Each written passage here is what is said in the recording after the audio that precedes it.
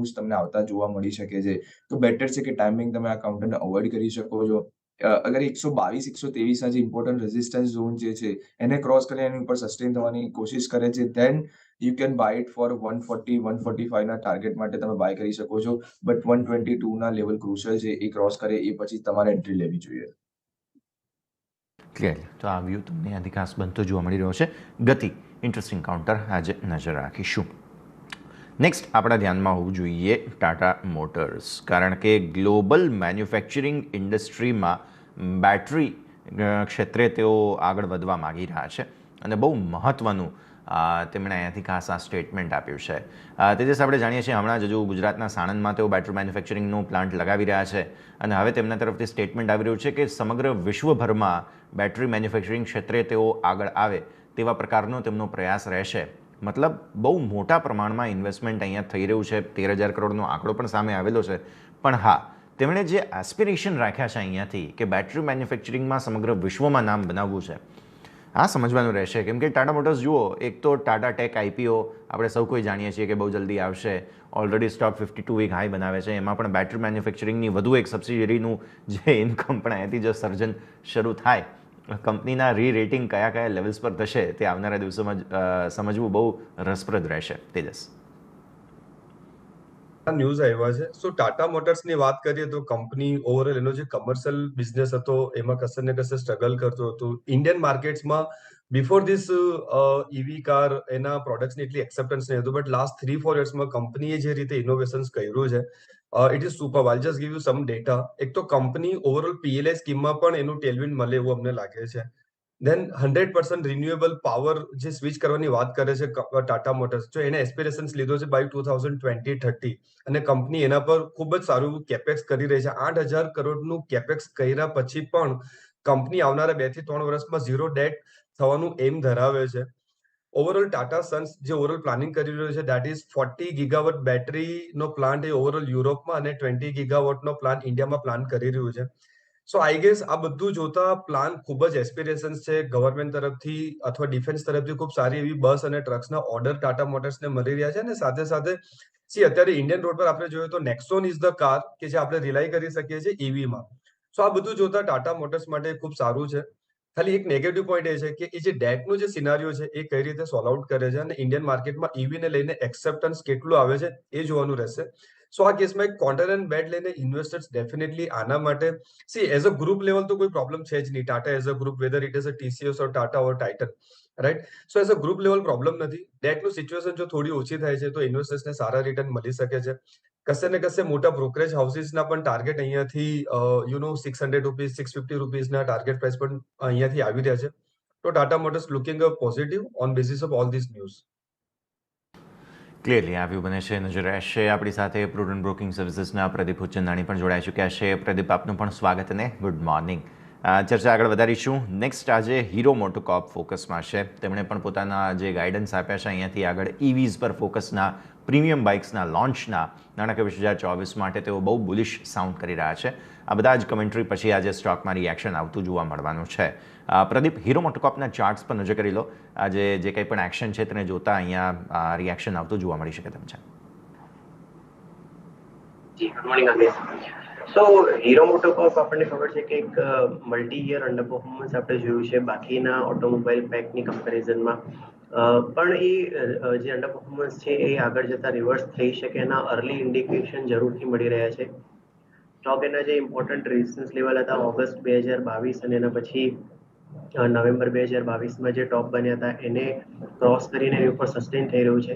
સાથે જ એના મંથલી ચાર્ટ્સ પર નજર કરીએ તો ઇમ્પોર્ટન્ટ 100 મહિનાની મૂવિંગ એવરેજનું ક્રોસઓવર પણ કન્ફર્મ થઈ રહ્યું છે આ મહિને. તો આઈ થિંક આ જે અપમૂવ છે એટલીસ્ટ એક્સટેન્ડ થઈ શકે છે 3350-3370ના લેવલ સુધી. ત્યાં આગળ એક મેજર હર્ડલ આવશે કેમ કે ત્યાં આગળ જોવા જઈએ તો જે 2017 અને એના પછી 2021 આ બે ટોપ્સ જે બન્યા હતા એનો એક ટ્રેન્ડ લાઇન રેઝિસ્ટન્સ એ લેવલની આજુબાજુ આવશે. પણ એટલીસ્ટ 3350-3370 સુધીની અપમૂવ આગામી થોડાક મહિનાઓમાં એક્સટેન્ડ થઈ શકે. On the lower side major support છે એની 200 દિવસની મૂવિંગ એવરેજનું આવશે જે લગભગ 2650-2660ના રિજનમાં છે. તો આ એક સ્ટોપ લોસ રાખીને બાય ઓન ડિપ્સની સ્ટ્રેટેજી અપનાવી શકાય. 3370નો મેજર ટાર્ગેટ રહેશે અને એ ક્રોસ થાય તો પછી એક નેક્સ્ટ લેવલ ઓફ મૂવની આપણે વાત કરી શકીએ. ક્લિયરલી આ વ્યૂ બને છે, નજર રહેશે. આજે એક કાઉન્ટર ફોકસમાં છે, તે છે દીપક ફર્ટિલાઇઝર. અર્પણ ચાર્ટ પર નજર કરો. 131 કરોડ રૂપિયાના શેર્સ જે છે તે 2 એન્ટિટીઝ દ્વારા ઓપન માર્કેટમાં વેચવામાં આવ્યા છે. દીપક ફર્ટિલાઇઝરની લિક્વિડિટી વધી છે માર્કેટમાં, એટલે સ્ટોકના પ્રાઇસમાં ઇમ્પેક્ટ રહેશે અહીંયાથી. હેલો, યા, જી અર્પણ. ઓકે. સો દીપક ફર્ટિલાઇઝર માટે વાત કરીએ આપણે. Yes, ji sir, so ji sir, please continue. Okay. So Deepak fertilizer જે ઓવરઓલ કેમિકલ પેકની અગર આપણે વાત કરીએ તો ઓવરઓલ કેમિકલ પેક ઘણા સમયથી અંડર પરફોર્મ કરી રહ્યો છે, પરંતુ રિસેન્ટ ટાઈમ્સમાં જે રીતે આપણે chemical stock as well as જે મિડ કેપ કાઉન્ટર્સમાં જે પ્રમાણે આઉટ પરફોર્મન્સ તમને જે જોવા મળી રહ્યું છે, એ જોતા એવું લાગી રહ્યું છે કે chemical counters as well as જે બીજા બધા મિડ કેપ કાઉન્ટર્સ જે છે પર્ટિક્યુલરલી કેમિકલ સેક્ટરમાં, એમાં તમને એક સારી એવી બાઇંગ મોમેન્ટમ કન્ટિન્યુ થતી જોવા મળી શકે છે. દીપક ફર્ટિલાઇઝરમાં જે 2100 ના જે ઇમ્પોર્ટન્ટ રેઝિસ્ટન્સ ઝોન હતા એને પણ ક્રોસ કરીને એની ઉપર સસ્ટેન થઈ રહ્યા છે. દેટ મીન્સ અગર માર્કેટ સપોર્ટિવ રહેશે અને જે લાગી રહ્યું છે કે મીડિયમ ટર્મ આઉટલુકમાં તમને mid cap particularly mid cap segment supportive રહી શકે છે, તો ઉપરની સાઈડ પર તમને આ મોમેન્ટમ કન્ટિન્યુ થતું જોવા મળી શકે છે. દીપક ફર્ટિલાઇઝર ઉપરની સાઈડ પર તમને sorry my bad, I'm talking about the Deepak Nitrate. So first I will complete the Deepak Nitrate. Okay. So Deepak Nitrate ઉપરની સાઈડ પર 2300 સુધીના ટાર્ગેટ તમને કમ્પ્લીટ કરતા જોવા મળી શકે છે, અને તમે બાય ઓન ડિપ્સની સ્ટ્રેટેજી તમે દીપક નાઇટ્રેટ માટે કન્ટિન્યુ કરતા જોવા મળી શકે છે. કમિંગ ટુ દીપક ફર્ટિલાઇઝરમાં હજુ પણ સ્ટ્રક્ચર પોઝિટિવ નથી. લોઅર ટોપ લોઅર બોટમ ફોર્મેશન કન્ટિન્યુ થતું તમને જોવા મળી રહ્યું છે. ઓલ્ધો ગઈકાલે એક મેજર માર્કેટમાં લિક્વિડિટી વધારવા માટે એ લોકોએ સેલ કર્યા છે, બટ ઓવરઓલ એમને પ્રમોટર્સે સેલ કર્યા છે. That is a negative sign in my view. અને જે એના 21 EMA છે એની નીચે પણ એ ટ્રેડ કરી રહ્યા છે. That means extreme short term trading જે મૂવિંગ એવરેજીસ જે છે એની નીચે સસ્ટેન થઈ રહ્યા છે, અને જ્યાં સુધી 600 ના લેવલ ક્રોસ નથી કરતા ત્યાં સુધી ઓવરઓલ આ કાઉન્ટરને અવોઇડ કરવાનું રેકમેન્ડેશન રહેશે. ક્લિયરલી તો આ વ્યૂ બને છે, નજર રહેશે. આગળ વધીએ, અને હવે એવું લાગી રહ્યું છે આજે હવે પ્રી ઓપનિંગ પહેલાં જે બધા જ સ્ટોક્સ છે એક વખત રિવાઇઝ કરી લઈએ. NMDC સૌથી પહેલાં તો સજ્જન જિંદલ જે છે તે અહીંયાથી ડિસઇન્વેસ્ટમેન્ટ માટે આવે તેવા અમુક ઇનપુટ્સ છે NMDCમાં, તો આના પર નજર રાખો. ટાટા મોટર્સ ફોકસમાં છે, કારણ કે બેટરી રિલેટેડ જે તેમના કમેન્ટ્સ છે તેઓ આગળ આવવા માગી રહ્યા છે સમગ્ર વિશ્વભરના ફલક પર. આ સિવાય મઝગાંવ ડોક ધ્યાન પર રાખો. ડિફેન્સમાં બહુ મહત્ત્વનું એક સબમરીન ડેવલપમેન્ટનું તેમને એક ફોકસ મળ્યું છે. આ સિવાય ટાટા કમ્યુનિકેશન, તેઓ રેવન્યુ ડબલ એક્સપેક્ટ કરી રહ્યા છે FY23 થી FY27ની વચ્ચે. માર્જિન 23 થી 25% એક્સપેક્ટ કરી રહ્યા છે તેઓ. ટાટા કમ્યુનિકેશન. ગતિ લોજિસ્ટિક્સમાં સારું કામ, વોલ્યુમ્સ વધી રહ્યા છે. એથર ઇન્ડસ્ટ્રીઝ જે US બેઝડ ઓઇલ ફિલ્ડ છે તેને એક્ઝિક્યુટ કરે LOI તેવા અહીંયાથી સંકેત મળી રહ્યા છે. સ્ટોકક્રાફ્ટ મેનેજમેન્ટ રીજિક છે, તો આ બધા જ સંકેતો છે જેના પર તમારી નજર અહીંયાથી રહેવી જોઈએ. આગળ વધીએ, પ્રી ઓપનિંગના બિટ્સ પર નજર કરી લઈએ. શરૂઆત ફ્લેટ ટુ પોઝિટિવ થવાના એંધાણ આપણા છે, તો નજર રહેશે. ઓબ્વિયસલી વાઇલ્ડ મૂવ્સ તમને શરૂઆતમાં જોવા મળશે પ્રી ઓપનિંગમાં. અત્યારે જુઓ તમે થોડા એવા ઘટાડાના સંકેત નિફ્ટીમાં, સેન્સેક્સની એક સમયે તો 4-5% ઉપર હતું, પણ ઓબ્વિયસલી આવા કોઈ સંકેતો છે નહીં, એટલે સેટલ થઈ જવા દે માર્કેટને. ત્યારબાદની સ્થિતિઓ પર આપણે ખાસ સતત ચર્ચા કરતા રહીશું. મીનવાઇલ સમાચારોના બેઝ પર જે કાઉન્ટર્સ આજના દિવસે એક્શનમાં રહેશે તેમાંથી ગઈકાલે પણ એક્શનમાં હતા. ટોરન્ટ પાવર આજે પણ શરૂઆત પર લાગી રહ્યું છે કે સારા એવા બઝ સાથે થશે. આપણે ગઈકાલે પણ ચર્ચા કરી હતી તેજસ સાથે. આગળ આજે હવે ટેકનિકલ વ્યૂ લઈ લઈશું. RVNL શરૂઆતના બઝમાં લાગી રહ્યું છે કે એક્શન બતાવશે. ટાટા મોટર્સ લાગી રહ્યું છે શરૂઆતના એક્શનમાં બઝ બતાવે. તો આ બધા જ સ્ટોક્સ છે કે જેના પર તમારી જરૂરથી નજર હોવી જોઈએ. બધા કાઉન્ટર્સ આજના દિવસે નજરમાં રહેવા જોઈએ. અપોલો ટાયર્સમાં કંઈક શરૂઆતી દબાણ આવ્યું છે 2-2.5% આસપાસનું, પણ ઓબ્વિયસલી શરૂઆતના બિટ્સ છે પ્રી ઓપનિંગના, એક વખત સેટલ થઈ જવા દઈએ. મીનવાઇલ રૂપિયાની ઓપનિંગ જોઈ લો. 4 પૈસાની મામૂલી એવી નબળાઈ સાથેની ઓપનિંગ તમને રૂપિયામાં જોવા મળશે. 4 પૈસાની નબળાઈ આજના દિવસે અહીંયાથી ખાસ જોવા મળી રહી છે. ગઈકાલે જે ₹82.55 ક્લોઝ હતો, ₹82.59 ઓપનિંગ તમને રૂપિયામાં બનતી જોવા મળી રહી છે. તો આ સંકેતો પર નજર રાખવી જોઈએ. આગળ વધીએ, હવે સહયોગી તૃપ્તિ કપૂરી આપણી સાથે. તૃપ્તિ, ગુડ મોર્નિંગ. જણાવો બ્રોકરેજ હાઉસીસના ફોકસમાં કયા કયા સ્ટોક્સ આજે? ગુડ મોર્નિંગ યશ બ્રોકરેજ હાઉસમાં શરૂઆત હું ટાટા મોટર્સથી કરીશ. તો ટાટા મોટર્સ પર જેપી મોર્ગનનું મત જાણીએ. તેમને ન્યુટ્રલ રેટિંગ કર્યા છે. અહીંયા લક્ષ્યાંક તેમને ₹455 પ્રતિ શેર કર્યા છે. તેમના મતે FY24માં CV સેગમેન્ટમાં ગ્રોથ તે સામાન્ય રહેવાની અપેક્ષા છે, પણ કંપનીના માર્જિનમાં સુધારો અને FCF જનરેશન મજબૂત કરવાના પર કંપની ખાસ ફોકસ આપી રહી છે. ત્યાં જ કંપનીનું મધ્યગાળામાં એબિટા અને FACF ગ્રોથ છે તે ડબલ ડિજિટમાં રહેવાની અપેક્ષા છે. ત્યાં જ કંપનીનું પેસેન્જર વ્હીકલ અને કમર્શિયલ વ્હીકલ બિઝનેસમાં પાવર ટ્રાન્સમાં પ્રોડક્શન શરૂ કરવા પર ખાસ ફોકસ કરી રહી છે. તે કંપની માટે એક પોઝિટિવ એક્શન જોવા મળી શકે છે. ત્યાં જ કંપનીનો EV બેટરી માટે સપ્લાય ચેઇન પર મજબૂત કરવા પર પણ ખાસ ફોકસ છે. ત્યાં જ કંપની ટાટા મોટર્સના સેલ્સ મેન્યુફેક્ચરિંગમાં પ્રવેશથી પણ કંપનીને ફાયદો થઈ શકે છે.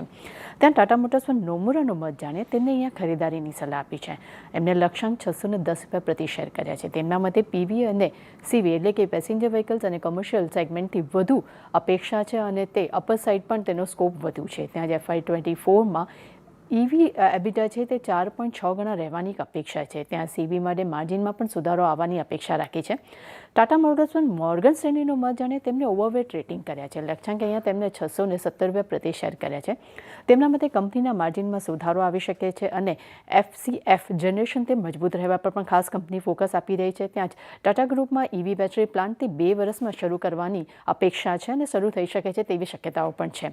ત્યાં જ ઊંચા સ્થાનિકીકરણને કારણે માર્જિનમાં સુધારો આવવાની અપેક્ષા છે. ત્યાં ટાટા મોટર્સ પર CLSનો મત જાણે. તેમને અહીંયા ખરીદારીની સલાહ આપી છે. અહીંયા તેમને લક્ષ્યાંક ₹624 પ્રતિ શેર કર્યા છે. તેમના મતે મેનેજમેન્ટ ડોમેસ્ટિક સેગમેન્ટમાં જીતવા પર ખૂબ જ વિશ્વાસ ધરાવી રહી છે. ત્યાં જ કંપનીનો કેશ ફ્લો છે તે મજબૂત થઈ રહ્યો છે અને હાલમાં પણ મજબૂત છે. ત્યાં જ ટાટા મોટર્સ પર ગોલ્ડમેન સેસનો મત જાણે. તેમને ખરીદારીની સલાહ આપી છે. લક્ષ્યાંક અહીંયા તેમને ₹600 પ્રતિ શેર કર્યા છે. તેમના મતે પેસેન્જર વ્હીકલ બિઝનેસ માટે એબિટા માર્જિન 300 બેસિસ પોઈન્ટ વધવાના લક્ષ્યાંક છે તે ખૂબ જ સારા ગણી શકાય છે. ત્યાં ટાટા મોટર્સ પર UBSનો મત જાણે. તેમને અહીંયા વેચવાલીની સલાહ આપી છે. અહીંયા તેમને લક્ષ્યાંક ₹450 પ્રતિ શેર કર્યા છે. તેમના મતે FY24 માટે કેપેક્સ છે તે 8,000 કરોડ રહી શકે છે અને FY25 સુધીમાં ભારતનું દેવું ઝીરો થવાની અપેક્ષા છે. પરંતુ CV બિઝનેસમાં એબિટા માર્જિનમાં ડબલ ડિજિટ ગ્રોથ રહેવાની પણ અપેક્ષા રાખી છે. પણ તેમનું એવું કહેવું છે કે ટાટા સન્સની યુરોપમાં 40 ગીગાવોટ બેટરી પ્લાન્ટ શરૂ કરવાની યોજના છે, જેની ઇમ્પેક્ટ આગળ જતાં પડી શકે છે અને ભારતમાં 20 ગીગાવોટ પ્લાન્ટ શરૂ કરવાની યોજના છે. ત્યાં જ મારુતિ પર નોમુરાનો મત જાણે. તેમને રેટિંગ ન્યુટ્રલ કરી દીધા છે. તેમને લક્ષ્યાંક ₹9,659 પ્રતિ શેર કર્યા છે. તેમના મતે કંપનીએ પ્રીમિયમ લાઇફસ્ટાઇલ માટે જીમનીની કિંમત જાહેર કરી છે, પરંતુ કિંમત જે તે અપેક્ષા કરતાં થોડી વધારે છે. ત્યાં જ ભારતમાં 3,000થી 4,000 યુનિટ પર મહિને વેચવાના અનુમાન છે. ત્યાં ઝોમેટો પર મોર્ગન સ્ટેનલીનો મત જાણે. તેમને ઓવરવેટ રેટિંગ કર્યા છે. લક્ષ્યાંક એમને ₹85 પ્રતિ શેર કર્યા છે. તેમના મતે કંપનીની એપ્સ જે ખોલી છે તેનાથી નજીકના ગાળામાં ગ્રોથનો સુધારો જોવા મળી શકે છે. તે કંપની માટે એક પ્રોફિટેબલ થઈ શકે છે અને ફૂડ ડિલિવરી બિઝનેસમાં એબિટા માર્જિન 4થી 5% રહેવાની તેમને એક અપેક્ષા રાખી છે. ત્યાં એક્ચ્યુઅલ પર મેકવાયરીનો મત જાણે. તેમને આઉટ પરફોર્મ રેટિંગ કર્યા છે. લક્ષ્યાંક એમને ₹3,050 પ્રતિ શેર કર્યા છે. તેમના મતે Q4માં વોલ્યુમ ગ્રોથ 5% રહેવાની અપેક્ષા છે અને Q4માં વોલ્યુમ ગ્રોથ 4% રહેવાની અપેક્ષા છે. એટલે 1માં 5% અને 4માં 4% રહેવાની અપેક્ષા છે. એ સાથે સાબુ અને શેમ્પૂના ભાવમાં ઘટાડો આવવાને કારણે મધ્યસ્થતાની અપેક્ષા પણ તેમને દર્શાવી છે. ત્યાં જ ગ્રોસ માર્જિનમાં સુધારો આવવાની પણ અપેક્ષા રાખી છે અને QOQ ધોરણે એબિટા ગ્રોથ 12% રહેવાની એમને અપેક્ષા રાખી છે. અને છેલ્લા બ્રોકરેજ રિપોર્ટ્સ પર નજર કરી લેશું તો દિવ્યાની પર ગોલ્ડમેન સેસનો મત જાણે. તેમને ખરીદારીની સલાહ આપી છે. લક્ષ્યાંક અહીંયા તેમને ₹200 પ્રતિ શેર કર્યા છે. તેમના મતે H2 FY24માં ડિમાન્ડ રિકવરીની અપેક્ષા છે. સાથે જ KFCમાં માર્જિનમાં સુધારો આવવાની પણ અપેક્ષા છે. સાથે લોંગ ટર્મ વેલ્યુમાં પણ સુધારો આવી શકે તેવી ધારણા છે. ત્યાં જ KFCમાં ચિકન રોલ્સ અને બીજી ઘણા બધા ફૂડ્સ છે તેનો તેમને ઉમેરો કર્યો છે, જેને કારણે કરીને આગળ જતાં કંપનીને એક લાભ થઈ શકે છે. સાથે જ પિઝા હટ માટે ડિલિવરી મેટ્રિક્સમાં પણ સુધારો આવવાનું પર કંપની ખાસ ફોકસ આપી રહી છે. આ બધા જ બ્રોકરેજ રિપોર્ટ્સ છે જેના પર આજે આપણે ખાસ નજર રાખવાની રહેશે. ખૂબ ખૂબ આભાર તૃપ્તિ. આ બધા જ કાઉન્ટર્સ છે કે જેના પર આપણી નજર રહેશે. આગળ વધીએ. માર્કેટ જુઓ તમે ફ્લેટ ટુ નેગેટિવ ઝોનમાં અત્યારે તો છે.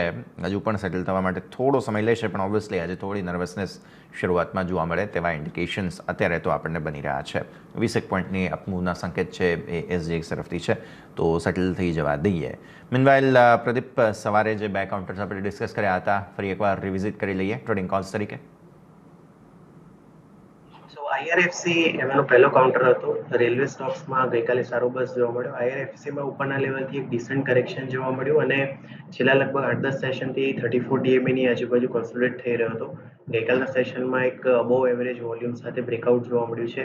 ક્લોઝ જે ગઈકાલનો છે એની આજુબાજુ લઈ શકાય, જે લગભગ ₹33.85 છે. સ્ટોપ લોસ ₹32.35 રાખી ₹36.40 ટાર્ગેટ્સ માટે પ્લે કરી શકાય. સુપ્રાજીત એન્જિનિયરિંગ બીજો સ્ટોક છે. 34 ડીએમએ નો સપોર્ટ લઈને સ્ટોક રિબાઉન્ડ થયો છે. ગઈકાલના સેશનમાં આર્લી ચાર્ટ્સનું બ્રેકઆઉટ કન્ફર્મ થયું છે. 397 ગઈકાલના ક્લોઝની આજુબાજુ લઈ શકાય. 386.80 નો સ્ટોપ લોસ રાખી 412 ટાર્ગેટ માટે 3 થી 4 દિવસનો ટાઈમ ફ્રેમ બેઉ સ્ટોક માટે, અને આ સ્ટોક અમે અમારા ક્લાયન્ટ્સને પર રેકમેન્ડ કરેલા છે. ઓકે, તો આ વ્યૂ તમને અહીંયાથી ખાસ IRFC ₹36.40 લક્ષ્ય, સુપ્રજીત એન્જિનિયરિંગ 412 લક્ષ્ય નજર રહેશે. અર્પણ, આપના તરફથી કયા ટ્રેડિંગ કોલ્સ?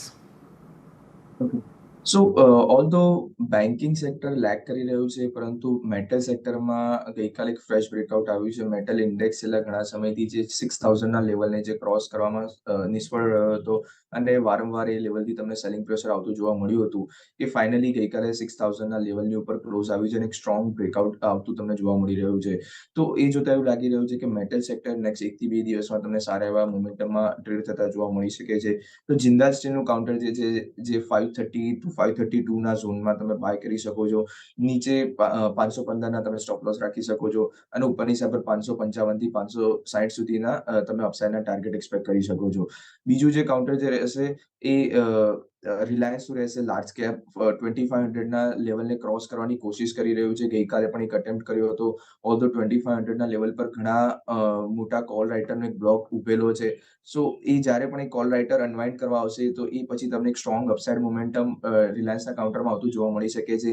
અને જે આપણે મોર્નિંગમાં વાત કરી કે નિફ્ટીને જે 18,900 સુધીના જે નવા ઓલ ટાઈમ હાઈ પાસે જે લઈ જવામાં રિલાયન્સ એક મેજર પાર્ટિસિપેશન આપી શકે છે. સો રિલાયન્સનું કાઉન્ટર તમે 2500ના લેવલની આસપાસ બાય કરી શકો છો. નીચે 2460ના તમે સ્ટોપ લોસ રાખી શકો છો અને ઉપરની સાઈડ પર 2550 થી 2570 સુધીના ટાર્ગેટ એક્સપેક્ટ કરી શકો છો. એન્ડ અપાર્ટ ફ્રોમ ધેટ એક પોઝિશન રેકમેન્ડેશન રહેશે, એ સ્ટીલ કાસ્ટ પર રહેશે. જેમ કે આપણે વાત કરી કે મેટલ ઇન્ડેક્સમાં ગઈકાલે એક ફ્રેશ બ્રેકઆઉટ આવતું જોવા મળી રહ્યું છે. તો એ રીઝનને કારણે સ્ટીલ કાસ્ટ જે મિડ કેપ કાઉન્ટર જે છે, એ મિડ કેપ કાઉન્ટરને તમે એક પોઝિશનલી બાય કરી શકો છો. 490 to 495 500ના ઝોનમાં તમે બાય કરી શકો છો. કરન્ટલી 495 જેવો ટ્રેડ થઈ રહ્યો છે. તો એક પોઝિશનલ વ્યૂ સાથે તમે બાય કરી શકો છો. નીચે 450ના તમે સ્ટોપ લોસ રાખી શકો છો અને ઉપરની સાઈડ પર 560 to 600 સુધીના અપસાઇડના ટાર્ગેટ એક્સપેક્ટ કરી શકો છો. ઓકે, પોઝિશનલી 600 સુધીના લક્ષ્ય તમને સ્ટીલ કાસ્ટમાં અહીંયાથી જોવા મળી રહ્યા છે. નજર રાખો તમે સ્ટીલ કાસ્ટ લિમિટેડ, અહીંયા સ્ટોપ લોસ 450 છે. પોઝિશનલી આ જગ્યા છે. આ સિવાય રિલાયન્સ ખરીદવાની સલાહ છે. 2550 2570 લક્ષ્ય, 2460 સ્ટોપ લોસ.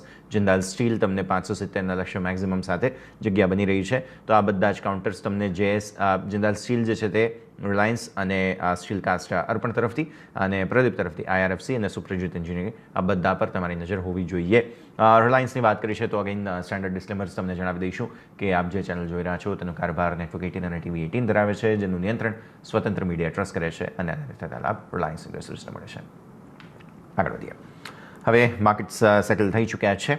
મામૂલી એવો 1 પોઈન્ટના ઘટાડા સાથે નિફ્ટી સેટલ થતો જોવા મળી રહ્યો છે તમને. Mid cap flat to positive ઝોનમાં 112 પોઈન્ટ, એટલે ફ્લેટ ટુ પોઝિટિવ તો ના કહેવાય પણ નવા ઇતિહાસ 34,500ના ઇતિહાસ આજે આપણે બનાવી રહ્યા છીએ મિડ કેપ ઇન્ડેક્સમાં. બેંક નિફ્ટી 67 પોઈન્ટની મામૂલી એવી ઘટાડાની નરમાશ સાથે અને સેન્સેક્સ માત્ર 2 પોઈન્ટના ઘટાડા સાથે. તો આવી સ્થિતિમાં સ્મોલ કેપ અને મિડ કેપ આજે પણ વન્ડર્સ બતાવે તેવા સંકેતો છે. સેક્ટર સ્પેસિફિક તમને જોવા મળશે. CPSE, ઓટો અને એનર્જી, આ બધા સેક્ટર્સ જે છે તે પોઝિટિવ જોવા મળી રહ્યા છે અને દબાણમાં fin Nifty, bank Nifty, private banks થોડા દબાણમાં. પ્રી ઓપનિંગમાં જે રીતે સેટલ થયા છે, પ્રદીપ રિએક્શન લઈ લઈએ. માર્કેટની જે સ્થિતિ છે એકદમ ફ્લેટ, પોઝિટિવ અને નેગેટિવ જે પણ હોય સેટઅપ આવી રીતે જોવા મળી રહ્યું છે આપણને નિફ્ટી અને બેંક નિફ્ટી માટે. મિડ કેપ સામે 100-125 પોઈન્ટ ઉપર. નિફ્ટી પર વ્યૂ ડિસાઇસિવલી પોઝિટિવ છે. ગઈકાલે 6-7 દિવસના કોન્સોલિડેશનનું અપસાઇડ બ્રેકઆઉટ આવ્યું છે. તો એ જે બ્રેકઆઉટ લેવલ હતા એ ઓન ધ વે ડાઉન એક ઇમિડિયેટ સપોર્ટ તરીકે કામ કરશે. તો 18,600 18,650ના સપોર્ટ ઝોનને ધ્યાનમાં રાખીને જે ફ્લેટિશ ઓપનિંગ છે એને બાય કરી શકાય. ફર્ધર ક્યુઝ ડેફિનેટલી આરબીઆઈની પોલિસી પછી મળશે, પણ અમને લાગે છે કે નિફ્ટીમાં 18,887ના લેવલ ખૂબ ઝડપથી આવી શકે છે, જે એના પ્રીવિયસ ઓલ ટાઈમ હાઈ હતા ડિસેમ્બર 2022માં બન્યા હતા.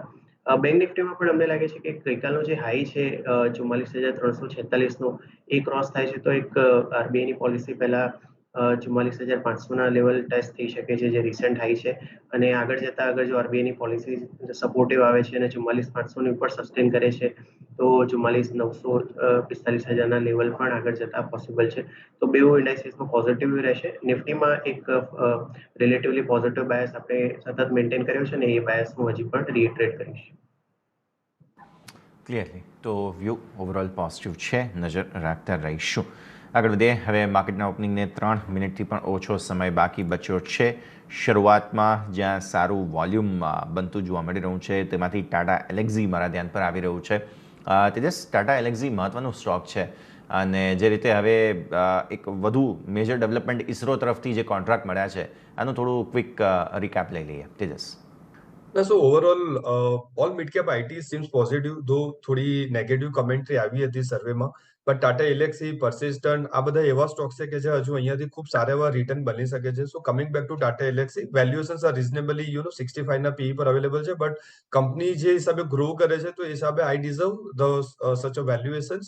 All time high profit yearly basis પર, ક્વાર્ટરલી બેસિસ પર, બેલેન્સ એકદમ નીટ એન્ડ ક્લીન છે. So I think nothing too much more comment on the Tata Elxsi. Just continue to hold on, અને નવા investors આની અંદર સ્લોલી ગ્રેજ્યુઅલી નવો સ્ટેક બાય કરી શકે છે. So Tata Elxsi looks positive. Clearly Tata Elxsi positive તમને જોવા મળી શકે છે, નજર રહેશે. અને આ સિવાય એડલવાઇસ ફાઇનાન્સ દરરોજ ઉપર, અને પણ ચાર્ટ જુઓ તમે, આજે પણ 5% ઉપર સેટલ થયો છે. જબરદસ્ત એક્શન એડલવાઇસ ફાઇનાન્સ. એરટેલવાઇઝ પર ઓવરઓલ અમારું ટ્રેક નથી અને તો એના પર કોઈ કમેન્ટ નહીં રહે. તરફથી જબરદસ્ત એક્શન છે, દરરોજ 5% ઉપર હોય છે સ્ટોક. પ્રદીપ. તો 3-4 દિવસ પહેલા એક્સ થયો હતો ન્યુવામાં, વેલ્થ એનું જે બિઝનેસ છે એ ડીમર્જ થયું અને એ એક્સ થયા પછી સતત સર્કિટ વાગી રહી છે. ઇનફેક્ટ રિલીઝ થયો જે ડીમર્જર પછીના લિસ્ટિંગ થયા 2 જૂને ત્યારે લો હતો 35 રૂપિયાનો, એના પછી અત્યારે 5% સર્કિટ થકી 42.45 પર આવી ગયો છે. તો એઝ સચ આ સ્ટોક કહી શકીએ કે એક નવેસરથી એની ચાર્ટની હિસ્ટ્રી બની રહી છે. તો એ સેન્સમાં પ્રીવિયસ ચાર્ટ આની પર રિલેવન્ટ નથી, પણ મારા હિસાબે જેટલી પણ આપણી જોડે હિસ્ટ્રી છે તો એના હિસાબે ટ્રેલિંગ સ્ટોપ લોસ સાથે હોલ્ડ કરી શકાય. I think on the lower side 40 રૂપિયાની આજુબાજુ એક ઇમિડિયેટ સપોર્ટ બની જાય છે. અગર જો ઇન્ટ્રાડે ચાર્ટ્સ પર નજર કરીએ તો આ સ્ટોપ લોસ રાખીને ટ્રેલિંગ સ્ટોપ લોસની રણનીતિ અપનાવી શકે. ક્લિયરલી તો આ બધા જ સંકેતો પર નજર રહેશે. આગળ વધીએ અને હવે સ્ટોક સ્પેસિફિક એક્શન આ બધા જ કાઉન્ટર્સમાં છે. આઇનોક્સ વિન્ડ, એડલવાઇસ ફાઇનાન્સ આ બધા જ ફોકસમાં. MTNL ગઈકાલે જે BSNLના સમાચારો આવ્યા પછી હજુ પણ એક્શનમાં છે. IRFC સહિત બધામાં એક્શન રહેશે. દબાણમાં જોઈ રહ્યા છીએ HDFC લિમિટેડ અને HDFC બેંક બંને થોડા એવા ઘટાડા સાથે ખુલી રહ્યા છે. તો આ બધા જ કાઉન્ટર્સને આપણે નજર પર રાખીશું. આગળ વધીએ માર્કેટના ઓપનિંગ તરફ. જેમ સેક્ટર્સની આપણે વાત કરી હતી, સ્ટોક સ્પેસિફિક ગઈકાલે એક્શન હતું. આજે હીરો મોટોકોર્પ શરૂઆત મજબૂતી સાથે થઈ રહી છે અને HDFC લિમિટેડ TCSમાં વેચવાલીના સંકેત બની રહ્યા છે. હવે જે સેક્ટર સ્પેસિફિક આપણે વાત કરી હતી, CPSE, ઓટો, એનર્જી આ બધા પર નજર રહેશે. માર્કેટ ઓપન થઈ રહ્યા છે તમારા સ્ક્રીન પર 18,700 ઉપર મામૂલી એવા ઘટાડા પછી લીલા નિશાનમાં આવી ચૂક્યા છીએ.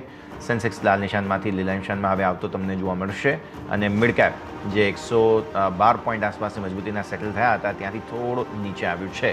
પણ હા, મજબૂતી સાથે ઓપનિંગ તમને મિડ કેપમાં, flat to positive opening Nifty અને સેન્સેક્સમાં. બેંક નિફ્ટી થોડો નર્વસ હજુ પણ છે, ગઈકાલે પણ હતો. ઓબ્વિયસલી 10 વાગ્યાની જે મેજર ઇવેન્ટ છે તેનું ઓવરહેંગ અહીંયા થોડું તમને જોવા મળશે. પણ હા, 44,200ને જે ગઈકાલના લેવલ્સ હતા જ્યાં સ્ટ્રગલ હતી તેને ઉપર જરૂર છે બેંક નિફ્ટી, અને ન્યૂનતમ સર્વ 44,208ના બન્યા છે. એટલે જે 44,200ના પુટ રાઇટર્સ છે અત્યારે સારો સપોર્ટ આપી રહ્યા છે બેંક નિફ્ટીને. તો શરૂઆત આ રીતે થતી તમને જોવા મળી રહી છે. સ્મોલ કેપ પર નજર કરી લો, 5% આસપાસની મજબૂતી અહીંયા પણ તમને જોવા મળી રહી છે. સારું એક્શન તમને. તો આ છે ઇન્ડેક્સ હવે આવો તમે સ્ટોક સ્પેસિફિક જે ન્યૂઝવાળા સ્ટોક્સ છે બધા તમારા સ્ક્રીન પર લગભગ લીલા નિશાનમાં તમને જોવા મળશે. નિફ્ટીના ગેઇનર્સ પર નજર કરી લો. સૌથી પહેલાં તો તમે જોવા મળશે તમને અહીંયાથી હીરો મોટોકોર્પ, સારી મેનેજમેન્ટ કમેન્ટ્રી છે. ત્યારબાદ લગભગ 3000 આજે અપ્રોચ કરશે સ્ટોક એવું લાગી રહ્યું છે. પાવર ગ્રીડ નેક્સ્ટ કાઉન્ટર 0.5% વધુની અપ મૂવ તમને અહીંયાથી જોવા મળી રહી છે. NTPC અગેન પાવર સાથે જોડાયેલી કંપની, તમે જુઓ અહીંયા પણ તમને 0.5% વધુની મજબૂતીના સંકેત બનતા જોવા મળી રહ્યા છે. બજાજ ઓટો, નેસ્લે આ બધા જ સ્ટોક્સ ગઈકાલે પણ મજબૂતીમાં હતા. ટાટા મોટર્સ 52 વીક હાઈ બનાવી રહ્યા હતા, આજે પણ બનશે. ONGC, SBI લાઈફ બધામાં બહુ સારું એક્શન છે. દબાણમાં છે BPCL, જે ક્રૂડના સમાચારો પછી આજે અમુક એવા ઇન્ડિકેશન્સ છે કે કદાચ તમને આ જે પ્રાઇઝીસ છે ઓઇલ રિટેલના, પેટ્રોલ ડીઝલના, તે ઘટતા જોવા મળે. તો આ સમાચારોને લઈને ઓલરેડી જે તે સ્ટોકમાં ઇમ્પેક્ટ છે. પણ ઓઇલ માર્કેટિંગ કંપનીઓ હજુ થોડું આને પાછળ ઠેલવા માગે છે, તેવા પણ ઇનપુટ્સ છે. એટલે બની શકે કે આજે ઘટાડા સાથે ઓપન થયા બાદ થોડું ન્યૂનતમ સર્વાધિક ખરીદારી આવે. અત્યારે તો તમને 1% 2% આસપાસની ઘટાડાના સંકેત બની રહ્યા છે. કોટક બેંક નેક્સ્ટ કાઉન્ટર 1%થી વધુની નબળાઈ અહીંયા તમને જોવા મળી રહી છે. આઈશર મોટર્સ 0.5% આસપાસનો ઘટાડો જોવા મળી રહ્યો છે. એક્સિસ બેંક ઓલ ટાઈમ હાઈથી થોડો નીચે આવ્યો છે અત્યારે ફિલહાલ. બધા જ નફા વસૂલીવાળા સ્ટોક્સ છે. પણ હા, લીલા નિશાનમાં રહેનારા સ્ટોક્સ 34 જેટલા છે અત્યારે. એટલે હીટ મેપ તો એવું બતાવે છે કે શરૂઆત સારી. બેંક નિફ્ટીને પ્રોબ્લેમ આપવામાં કોટક બેંક, એક્સિસ બેંક છે આજે. બાકી ICICI bank flat to positive છે અત્યારે. તો આ સ્થિતિ કે જેને પણ તમારે ધ્યાન પર રાખવાની રહેશે. આગળ વધીએ અને હવે બીજા ખાસ મિડકેપ મજબૂતી ધરાવનારા સ્ટોક્સ છે તેના પર આપણે ચર્ચા કરીશું. સૌથી પહેલાં તમને એથર ઇન્ડસ્ટ્રીઝ જોવા મળશે. સમાચારો છે, બહુ રસપ્રદ સમાચારો સ્ટોક માટે આવ્યા છે અને આવી પરિસ્થિતિમાં તમને ટોપ ગેઇનિંગ કાઉન્ટર તરીકે સામે આવી રહ્યો છે. જે અમેરિકાના ઓઇલ ફિલ્ડ્સ છે, US બેઝડ ઓઇલ ફિલ્ડ્સ છે, તેને તેઓ LOI એક્ઝિક્યુટ કરશે અને સપ્લાય અને મેન્યુફેક્ચરિંગ સર્ટિન પ્રોડક્ટ્સ છે.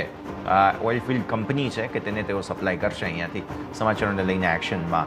આ સિવાય તમે જોશો જિંદલ પોલી, આ કંપનીએ એક કંપની અધિકૃત કરી છે, નેધરલેન્ડમાં છે, જે આવી જ રીતે ફિલ્મ્સ જે છે પેકેજિંગ ફિલ્મ્સના કારોબારમાં છે. અને જિંદલ પોલીના જે સમાચારો છે તે પછી સ્ટોકમાં જબરદસ્ત એક્શન જોવા મળશે. ગતિ, જે લોજિસ્ટિક્સને લઈને અપડેટ હતા, સ્ટોકમાં સારી ગતિ, આજે 125ને ઉપર નીકળ્યો છે. ઝેન ટેકનોલોજીસ સતત એક્શનમાં હોય છે, આજે પણ સમાચારોમાં અને એક્શનમાં stock. Torrent Power follow up buying જોવા મળી રહ્યું છે. 5%ને ઉપર સ્ટોક આજે 748ના ઉચ્ચતમ સ્તરો અત્યાર સુધીમાં બન્યા છે. એડલવાઇઝ ઓલરેડી ડિસ્કસ કર્યો આપણે. આ સિવાય આઇનોક્સ ગ્રીન જોઈ રહ્યા છીએ, સારી ખરીદદારી. મઝગાઉં ડોક સમાચારો છે તેને લઈને સારી ખરીદદારી અહીંયા તમને જોવા મળી રહી છે. તો આ છે બધા ટોપ ગેઇનર્સ. ટોપ લૂઝર્સ પર હવે નજર કરી લઈએ. તમને ઘટનારા શેર્સમાં સૌથી પહેલાં જોવા મળશે અહીંયાથી 2-3 કાઉન્ટર્સ છે પર્ટિક્યુલરલી કે જેમાં તમને દબાણના સંકેત બની રહ્યા છે. એક તો મેક્સ હેલ્થ પર નજર કરો તમે, દબાણના સંકેત અહીંયાથી ખાસ જોવા મળી રહ્યા છે. મેક્સ હેલ્થમાં 551 પર 0.5%થી વધુની નબળાઈ. વરુણ બેવરેજીસ સતત વેચવાલી, ગઈકાલે પણ ડિસ્કસ કર્યો હતો આપણે, આજે પણ 0.5% આસપાસની વેચવાલી તમને જોવા મળી રહી છે. આ સિવાય HPCL, જે ઓલરેડી આપણે વાત કરી. મેગ્નોટેક ડેવલપર્સ, અહીંયા તમને વેચવાલી 0.5% આસપાસની જોવા મળી રહી છે. તો આ બધા રેટ સેન્સિટિવ સ્ટોક્સ છે અને વ્યાજદરોનું એક્શન આવે તે પહેલાં તમને વેચવાલી અહીંયા જોવા મળી રહી છે. ક્રિસિલમાં આજે ફ્રેશ વેચવાલી છે. આ બહુ રસપ્રદ, કેમ કે યર ટુ ડેટ સ્ટોક ચાલ્યો છે 28-28.5%. અહીંયા થોડી નફા વસૂલી શરૂ થઈ છે. વધારે નથી ગેપ, પણ હા થોડી એવી નબળાઈ જોવા મળી રહી છે. NRB બેરિંગ્સ, તમને યાદ હોય તો ગઈકાલે જબરદસ્ત એક્શન હતું અહીંયા મજબૂતીનું. આજે થોડી નફા વસૂલી અહીંયા છે.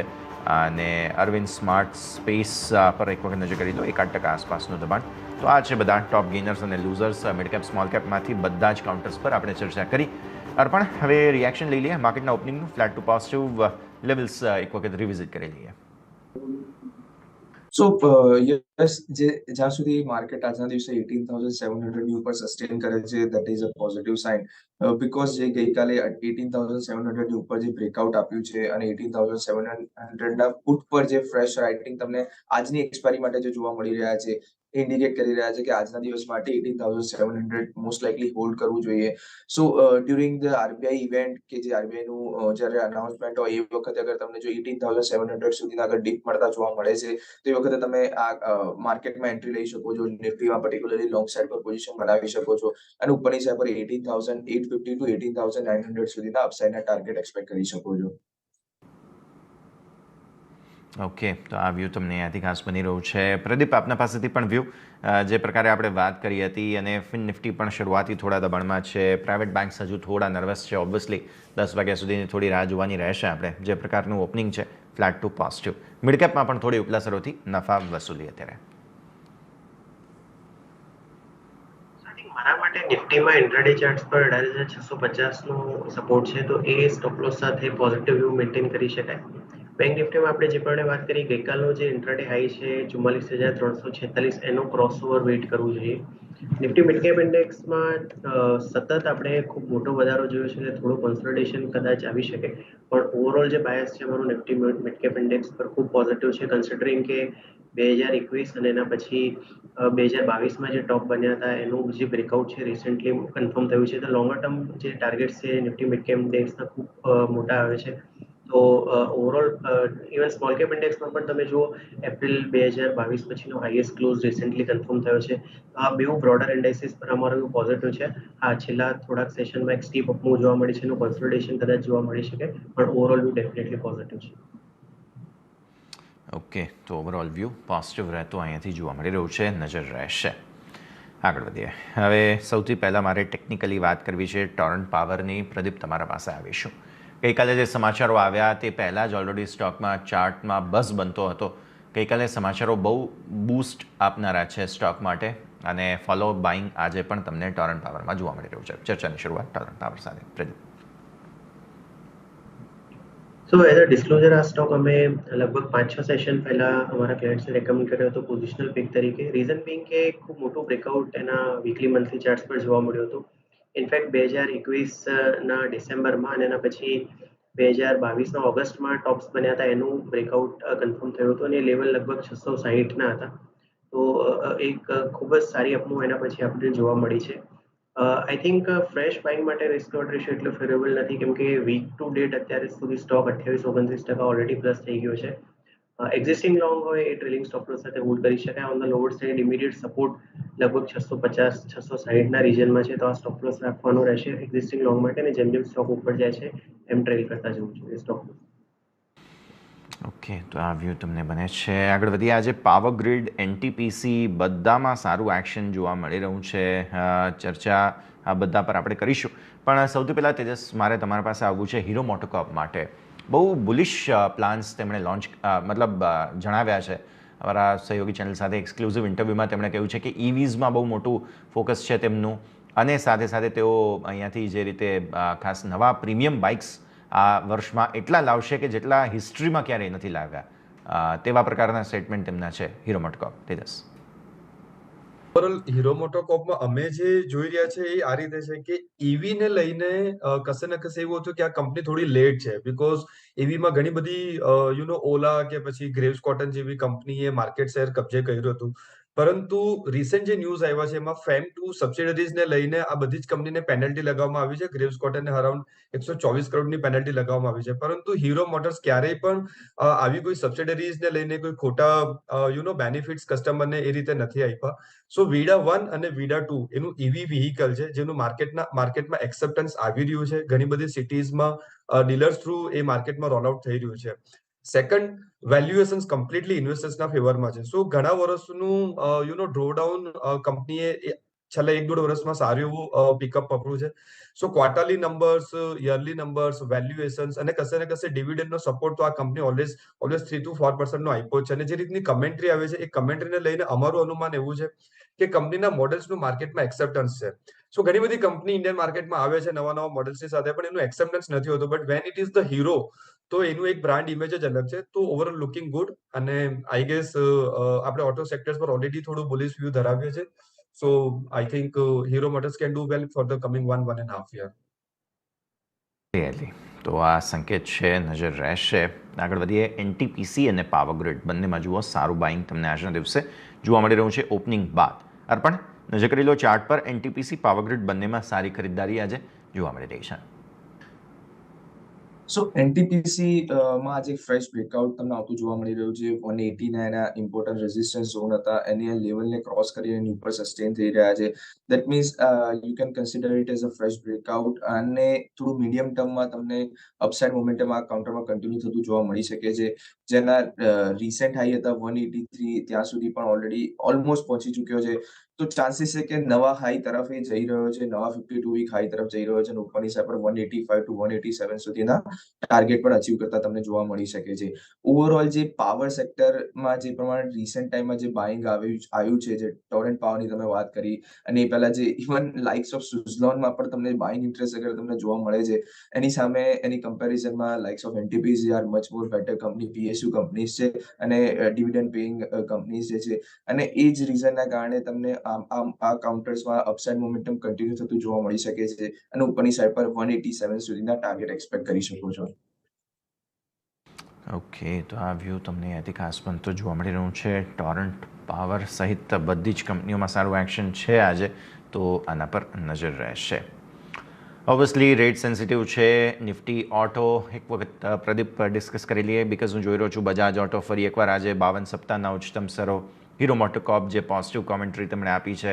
ટાટા મોટર્સ તમે જુઓ, આ સિવાય મારુતિ ગઈકાલે જે રીતે બઝ બનાવ્યો હતો, પછી આજે પણ એક્શન બહુ સરસ જગ્યા પર છે નિફ્ટી ઓટો ઇન્ડેક્સ. પ્રદીપ.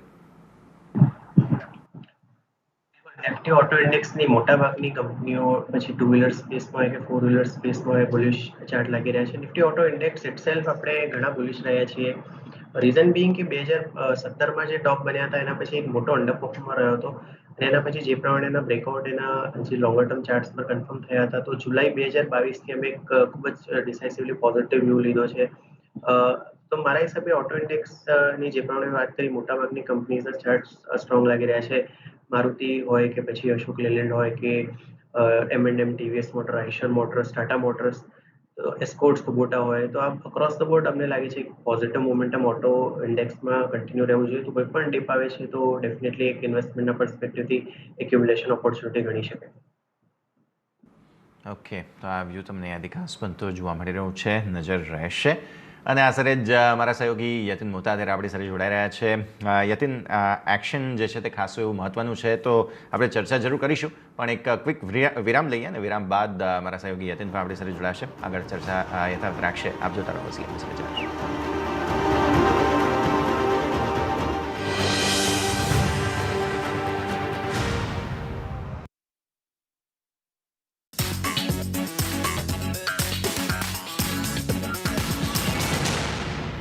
નીલેશભાઈ, અત્યારની માર્કેટ સિચ્યુએશન જોતા અને વેલ્યુએશન્સ જોતા તમને શું લાગે છે કે કયા એવા એરિયાઝ છે જ્યાં વેલ્યુએશન અત્યારે એક સબડ્યુડ છે ને જ્યાં આપણે ઇન્વેસ્ટમેન્ટ કરી શકીએ છીએ? તો અત્યારે એક એવું મુશ્કેલ છે કે ક્યાં વેલ્યુએશન બોટમ આઉટ થયા છે. મારા હિસાબે અહીંથી લઈને મે 2024 સુધી માર્કેટમાં ઉથલ પથલ ચાલુ રહેશે. ગ્લોબલ ઇવેન્ટ્સ અને લોકલ ઇવેન્ટ્સ એ બંને ભેગા મળી માર્કેટને ઉતાર ચઢાવ તો આપ્યા કરશે. રશિયા યુક્રેન ભલે હેડલાઇનમાંથી પાછળ ગયું છે, પણ ત્યાં યુદ્ધ ચાલુ છે. એ એસ્કેલેટ થશે તો આપણી માર્કેટ નીચે પડશે. જો ડી એસ્કેલેટ થશે તો આપણી માર્કેટને સપોર્ટ મળશે. યુએસ કેટલા વ્યાજના દર વધારશે અને ક્યારથી કાપવાનું ચાલુ કરશે એની પણ આપણી માર્કેટ ઉપર ઇમ્પેક્ટ આવશે. ઓઇલ 2 ડિજિટમાં છે તો આપણી માર્કેટને સપોર્ટ કરે છે. 3 ડિજિટમાં પહોંચી જાય તો આપણી માર્કેટને હેરાન કરશે. લોકલી આપણું અર્નિંગ્સ ગ્રોથ કેવું આવે છે? સપ્ટેમ્બર 22 ને ડિસેમ્બર 22 એ 2 ક્વાર્ટરમાં અર્નિંગ્સ ગ્રોથ માર્કેટની એક્સપેક્ટેશન્સ કરતા થોડો ઓછો આવ્યો છે, પણ બેન્કિંગ એન્ડ ફાઇનાન્શિયલ સર્વિસીસ સેક્ટરમાં અર્નિંગ્સ ગ્રોથ સારો આવ્યો, એટલે બાકી બધાની ઓછપ છુપાઈ ગઈ છે. અને સૌથી ઇમ્પોર્ટન્ટ, મે 2024માં ઇલેક્શન છે, એનું ડિસ્કાઉન્ટિંગ પણ 6-7 મહિના પહેલા ચાલુ થઈ જશે. વરસાદ પાણી સારા આવવા જરૂરી છે મોંઘવારી માટે, પણ એલ નીનોને કારણે એની ઉપર બી ડાઉટ છે. એટલે તમે જો 1-1.5 વર્ષના વ્યૂથી રોકાણ કરી રહ્યા છો તો બહેતર.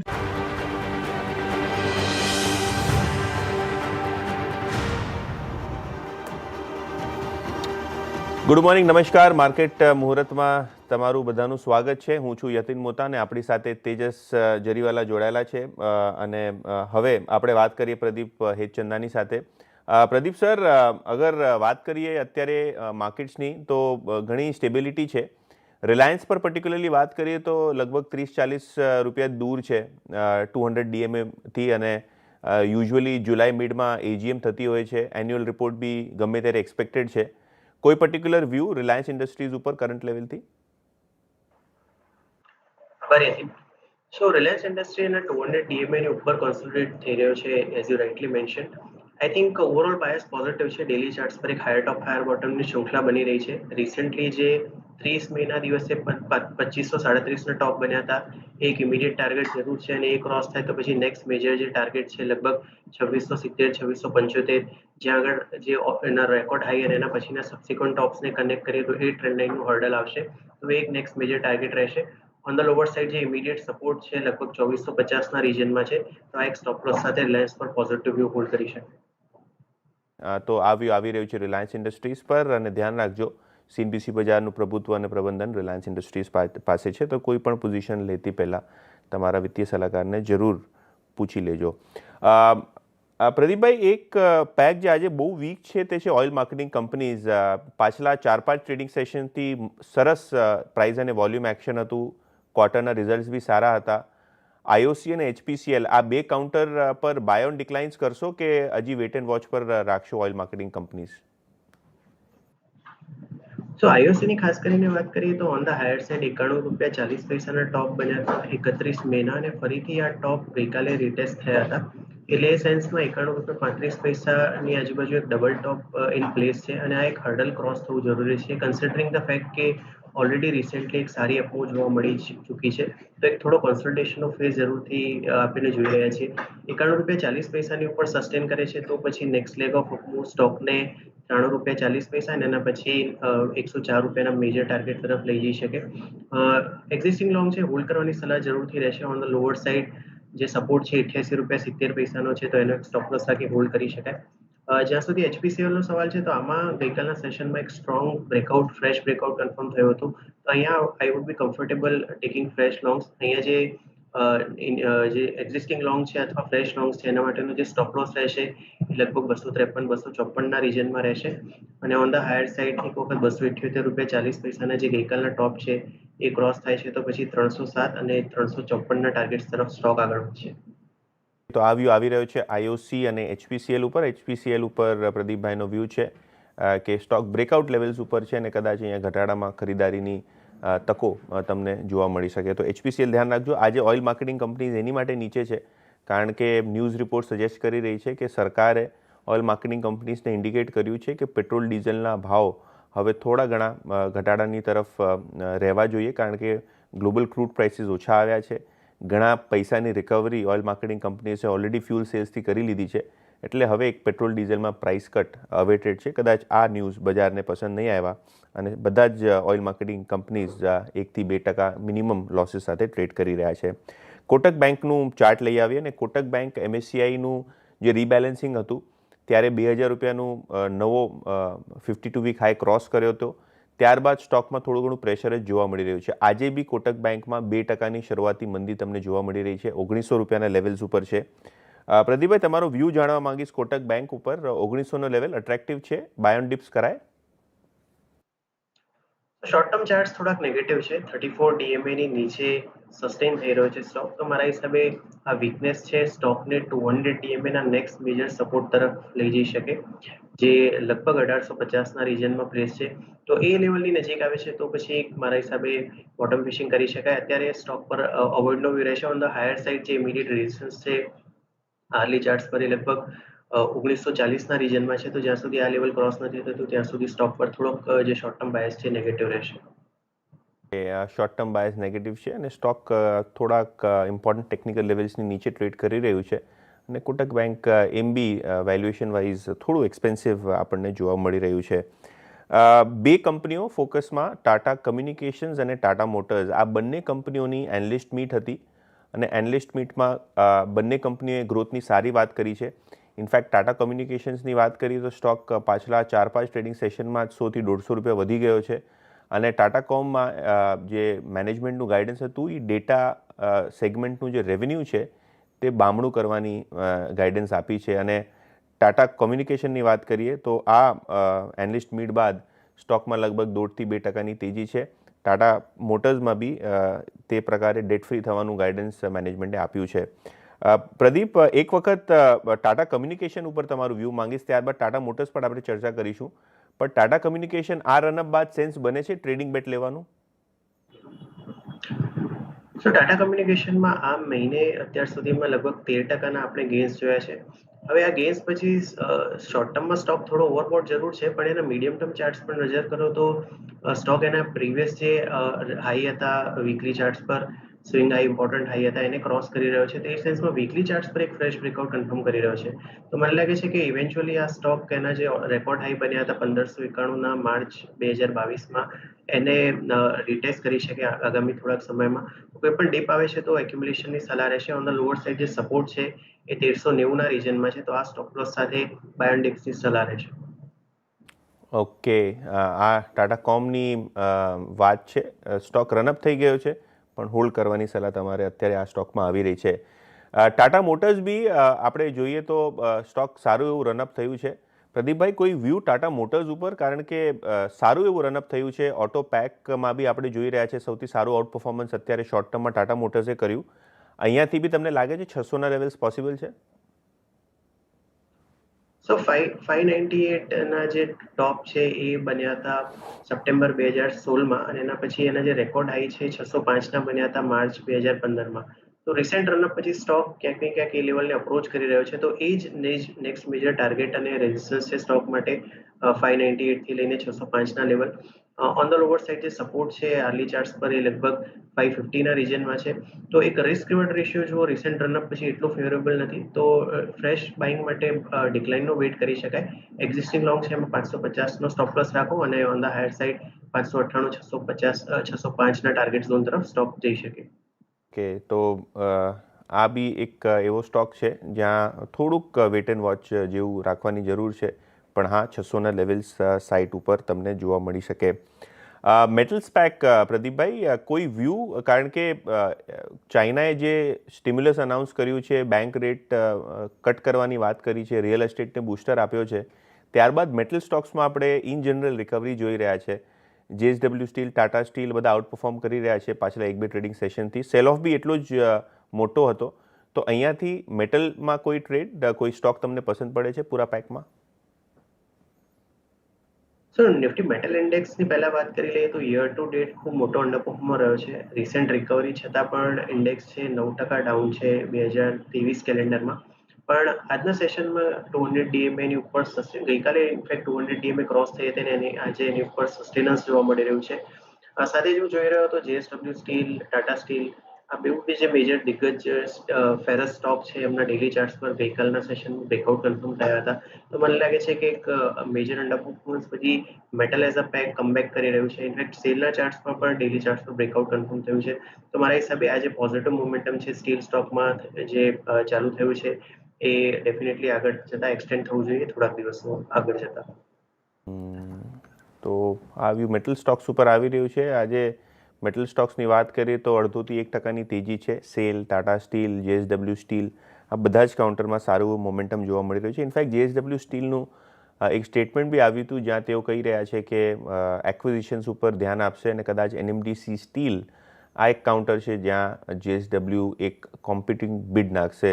રિમેમ્બર, જે NMDC સ્ટીલ છે ત્યાં સરકાર ડાયવેસ્ટમેન્ટનું જે છે પ્રોસેસ ચાલુ કરી રહી છે અને કદાચ આ એક એવી એસેટ છે, નવી એસેટ છે, નવી સારી કેપેસિટી છે. NMDCથી છૂટું પડી, ડિમર્જ પડી અને અત્યારે રિસેન્ટલી લિસ્ટ થયું છે. 44 રૂપિયાની આસપાસનો ભાવ અને અહીંયા ઘણા બધા ઇન્ટરેસ્ટ તમને આવતા જોવા મળી રહ્યા છે. ત્યારબાદ ઇન જનરલ આજે માર્કેટ્સની વાત કરીએ તો કેચના સ્ટોક્સ તરફ થોડું ધ્યાન દોરીએ. પેટીએમ આજે 6.5%ની તેજી સાથે ટ્રેડ કરી રહ્યું છે. 775નો રેટ અને સારું એવું મોમેન્ટમ આ કાઉન્ટરમાં જોવા મળી રહ્યું છે. ઇનફેક્ટ જે 52 વીક હાઈ છે 850 રૂપિયાનું, તેની ખૂબ નજીક આવી રહ્યું છે સ્ટોક અને મોમેન્ટમ સ્ટોકમાં સારું એવું જોવા મળી રહ્યું છે. ઇનફેક્ટ તમે પાછલા એક અઠવાડિયાની વાત કરો તો પેટીએમનો શેર લગભગ 10% ચાલી ગયો છે અને 6 મહિનાના સમયગાળામાં સ્ટોક 50%નું રિટર્ન આપ્યું છે. તો લોઅર લેવલ્સથી પેટીએમમાં આજે તમને બાઇંગ જોવા મળી રહી છે. ટોરેન્ટ પાવર ગઈકાલે મહારાષ્ટ્ર સરકાર આરે 27,000 કરોડનો હાઇડ્રો પાવર પ્રોજેક્ટ તેઓએ અનાઉન્સ કર્યો હતો. ગઈકાલે બી સારી તેજી ને આજે બી ટોરેન્ટ પાવરમાં લગભગ 5%ની તમને તેજી જોવા મળી રહી છે. તો ટોરેન્ટ પાવર આ બી એક સ્ટોક સારા વોલ્યુમ સાથે મૂવ કરી રહી છે. ફ્લિપ સાઇડ ઉપર વાત કરીએ સુઝલોનની તો ગઈકાલે 20% સ્ટોક લગભગ મૂવ કર્યું હતું અને ત્યારબાદ આજે સ્ટોકમાં લગભગ 4%ની તમને મંદી જોવા મળી રહી છે. પણ ફ્લિપ સાઇડ ઉપર આઇનોક્સ વિન્ડે 100 મેગાવોટનો વિન્ડ પાવર પ્રોજેક્ટનું ઓર્ડર વિન અનાઉન્સ કર્યું છે અને ત્યારબાદ આઇનોક્સ વિન્ડના શેરમાં લગભગ 3 થી 4%ની તેજી તમને શરૂઆતી જોવા મળી રહી છે. ઇન જનરલ વિન્ડ પાવર સેક્ટરમાં સારી એવી મોમેન્ટમ તમને અત્યારે જોવા મળી રહી છે. આઇનોક્સ વિન્ડ અત્યારે લગભગ 1.5%ની તેજી સાથે 146 રૂપિયાની આસપાસ ટ્રેડ કરી રહ્યું છે. દીપક ફર્ટિલાઇઝર ગઈકાલે અહીંયા 25 થી 30 લાખ શેર્સની બલ્ડ ડીલ તમને પડતા જોવા મળી અને ત્યારબાદ સ્ટોકમાં આજે બી 3 થી 4%નું સારું એવું ટ્રેક્શન છે. અત્યારે 2.5% ઉપર 8 લાખ શેર્સના વોલ્યુમ ઉપર દીપક ફર્ટિલાઇઝર તમને ટ્રેડ થતું જોવા મળી રહ્યું છે. HDFC બેંક 0.5%ની તેજી સાથે અહીંયા બી ટ્રેડ તમને સારું એવું મોમેન્ટમમાં જોવા મળી રહ્યું છે. ટાટા મોટર્સ બી લગભગ 300 કરોડનું કેશ વોલ્યુમ તમને જોવા મળી રહ્યું છે. ત્યાં બી સારું મોમેન્ટમ છે. આપણે ઓલરેડી આ સ્ટોક ઉપર પર્ટિક્યુલરલી ચર્ચા કરી. એફએનઓ સ્ટોકમાં વાત કરીએ તો આજે પાવર સ્ટોક્સ ફોકસમાં છે. પાવર ગ્રીડ અને NTPC આ બંને સ્ટોક્સ 2 થી 3%ની તેજી સાથે ટ્રેડ કરી રહ્યા છે. પ્રદીપભાઈ, NTPC પાવર ગ્રીડ કોઈ પર્ટિક્યુલર વ્યૂ? કારણ કે પાવર સ્ટોક્સ ઇન જનરલ પાછલા 3-4 ટ્રેડિંગ સેશનથી સારું કરી રહ્યા છે. આજે બી NTPC અને પાવર ગ્રીડમાં સારું એવું લોંગ બિલ્ડઅપ જોવા મળી રહ્યું છે ફ્યુચર્સમાં. આ બ્લુ સ્ટોકમાં એક ડિસન્ટ આપણે કોન્સોલિડેશનનો ફેઝ જોયો છે અને એના કોન્સોલિડેશન પછી ફ્રેશ બ્રેકઆઉટ ડેલી ચાર્ટ્સ પર કન્ફર્મ થઈ રહ્યા છે. NTPCની પહેલા વાત કરીએ તો પ્રીવિયસ જે સ્વિંગ હાઈ હતો 180નો જે બન્યો હતો 11 મેના દિવસે એની ઉપર સ્ટોક સસ્ટેન કરી રહ્યો છે. તો નેક્સ્ટ મેજર જે ટાર્ગેટ છે લગભગ 182 રૂપિયા આઈ થિંક 182 રૂપિયા 20 પૈસાના જે લેવલ હતા એને પણ ક્રોસ કરી ચૂક્યો છે. તો મારા હિસાબે નેક્સ્ટ મેજર ટાર્ગેટ આ સ્ટોક માટે 201 રૂપિયાનો આવશે જે ડિસેમ્બર 2009માં ટોપ બન્યો હતો.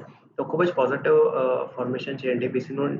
પાવર ગ્રીડની વાત કરીએ તો આ સ્ટોક ગઈકાલે એના 34 DMAની ઉપર બંધ આવ્યો હતો રિસન્ટ કરેક્શન પછી અને આજે એ અપમૂવ એક્સટેન્ડ કરી રહ્યો છે. ઓન ધ હાયર સાઇડ 249 રૂપિયા 60 પૈસાના જે 12 મેના દિવસે ટોપ બન્યા હતા એક ઇમિડિયેટ ટાર્ગેટ છે અને એ ક્રોસ થાય તો ફર્ધર હાયર લેવલ્સ પણ પોસિબલ છે. બે સ્ટોક પર અહીંથી પોઝિશનલ બેઝિસ પર પોઝિટિવ વ્યૂ લઈ શકાય. ઓકે, તો પાવર સ્ટોક્સ ઉપર પોઝિટિવ વ્યૂ આવી રહ્યો છે. ઇનફેક્ટ બંને NTPC અને પાવર ગ્રીડનું સેટઅપ સારું એવું માની રહ્યા છે પ્રદીપભાઈ અને ટેકનિકલી તમે જુઓ તો સારા એવા સપોર્ટ લેવલ્સની ઉપર અત્યારે સ્ટોક ટ્રેડ કરતા જોવા મળી રહ્યું છે. ઇન્ડિગોની વાત કરીએ અને હીરો મોટોકોર્પની વાત કરીએ. આ બંને સ્ટોક્સ એવિએશન અને ઓટોના અહીંયા બી સારા એવા ફ્લોસ તમને જોવા મળી રહ્યા છે. ઇનફેક્ટ ઇન્ડિગોની વાત કરીએ તો આ સ્ટોક લગભગ 2450ની આસપાસ અત્યારે ટ્રેડ કરી રહ્યું છે. 40 રૂપિયાની લગભગ તેજી અહીંયા જોવા મળી રહી છે. એવિએશન સ્ટોક્સ પર કોઈ પર્ટિક્યુલર વ્યૂ પ્રદીપભાઈ? ઇન્ડિગો આજે સારું એવું મોમેન્ટમ છે. So in fact, if I'm not આજે ન્યૂઝ રિપોર્ટ છે કે ગો ફર્સ્ટ ને કન્સિડર કરી શકે ઇન્ડિગો લેવાનું તો એક પણ પોઝિટિવ મોમેન્ટમ બની રહ્યા છે. એર ટ્રાફિક પણ ડિસન્ટ જઈ રહ્યો છે. ઇન્ડિગોના ચાર્ટની દ્રષ્ટિએ વાત કરીએ તો મારા હિસાબે એક રાઇઝિંગ ટ્રેન્ડ લાઇનનો એક રેઝિસ્ટન્સ છે સપ્ટેમ્બર 2019 અને એના પછી ઓક્ટોબર 2021ના ટોપ્સને કનેક્ટ કરીએ તો એક રાઇઝિંગ ટ્રેન્ડ લાઇનનું રેઝિસ્ટન્સ લગભગ 2750ની આજુબાજુ આવશે જે અહીંથી પણ હજી બીજા 301 રૂપિયાનું હેડરૂમ સજેસ્ટ કરે છે. મારા હિસાબે એ પ્રમાણેના ટાર્ગેટ્સ આવનારા થોડાક મહિનામાં પોસિબલ છે. ઓન ધ લોવર સાઇડ જે સપોર્ટ છે આર્લી ચાર્ટ્સ પર એ લગભગ 2390ના રીજનમાં છે. તો આ એક સ્ટોપ લોસ રાખીને ટ્રેલિંગ સ્ટોપ લોસની રણનીતિ ઇન્ડિગોમાં અપનાવી શકાય. ઓકે, તો આ એક વ્યૂ આવી રહ્યો છે ઇન્ડિગો ઉપર. ક્વિકલી પ્રદીપભાઈ તમને થેન્ક કરીએ તે પહેલાં સિમેન્ટ પેક ઉપર તમારું વ્યૂ લેવા માંગીશ કારણ કે સિમેન્ટ પ્રાઇસ હાઇકનું અનાઉન્સમેન્ટ થયું છે જૂનના મહિનામાં. ગઈકાલે UltraTech cement, Dalmia cement, Ambuja cement સારું મોમેન્ટમ હતું. અંબુજા અત્યારે બી લગભગ 1%ની તેજી સાથે ટ્રેડ કરી રહ્યું છે. 450ની ઉપર સ્ટોક જતો રહ્યો છે. કોઈ પર્ટિક્યુલર વ્યૂ અલ્ટ્રાટેક સિમેન્ટ અને અંબુજા સિમેન્ટ પર? તો અંબુજા સિમેન્ટમાં અદાણી ગ્રુપની કોન્ટ્રોવર્સીના લીધે એક મોટું કરેક્શન જોવા મળ્યું હતું. એના પછી આ કરેક્શન પચાવીને સિગ્નિફિકન્ટ લેવલ્સ ક્રોસ કરી રહ્યું છે. આજના સેશનમાં 200 ડીએમએ ક્રોસ થઈ રહ્યું છે. 200 ડીએમએ આ સ્ટોક માટે લગભગ 459 પર છે અને અત્યારે 8 લેવલ પર સ્ટોક ટ્રેડ કરી રહ્યો છે. એટલે આ લેવલ ઉપર સસ્ટેન કરે છે તો મારા હિસાબે 536 અને એના પછી 598ના જે લેવલ છે આગામી સમયમાં પોસિબલ છે. અલ્ટ્રાટેક સિમેન્ટની વાત કરીએ તો સ્ટોક ખૂબ જ બુલિશ લાગી રહ્યો છે. એના જે રેકોર્ડ હાઈ બન્યા હતા 8073ના એને ક્રોસ કરીને એની ઉપર સસ્ટેન થઈ રહ્યો છે. 8073ના ટોપ ડિસેમ્બર 2021માં બન્યા હતા. તો આઈ થિંક એક નેક્સ્ટ લેગ ઓફ અપમૂવની શરૂઆત ઓલરેડી થઈ ચૂકી છે અને આ સ્ટોક પણ મારા હિસાબે આગળ જતા 8687નો લેવલ બતાવી શકે. તો ઓવરઓલ સિમેન્ટ સેક્ટર પર પોઝિટિવ વ્યૂ છે અને આ બે સ્ટોકમાં હાયર લેવલ્સ પોસિબલ છે આગળ જતા. ઓકે, તો આ વ્યૂ આવી રહ્યું છે સિમેન્ટ સ્ટોક્સ ઉપર, ટ્રેન્ડ પોઝિટિવ છે. પ્રદીપભાઈ, ખૂબ ખૂબ આભાર CNBC આવાજ પર અને CNBC બજાર પર જોડાવા બદલ, અને તમારી સાથે ફરી એક વખત જોડાઈશું. લઈએ એક નાનકડું વિરામ અને વિરામ બાદ વાત કરીએ RBI પોલિસી ઉપર અને શું એક્સપેક્ટેશન્સ છે માર્કેટના એક્સપર્ટ્સની. જોતા રહેજો CNBC બજાર.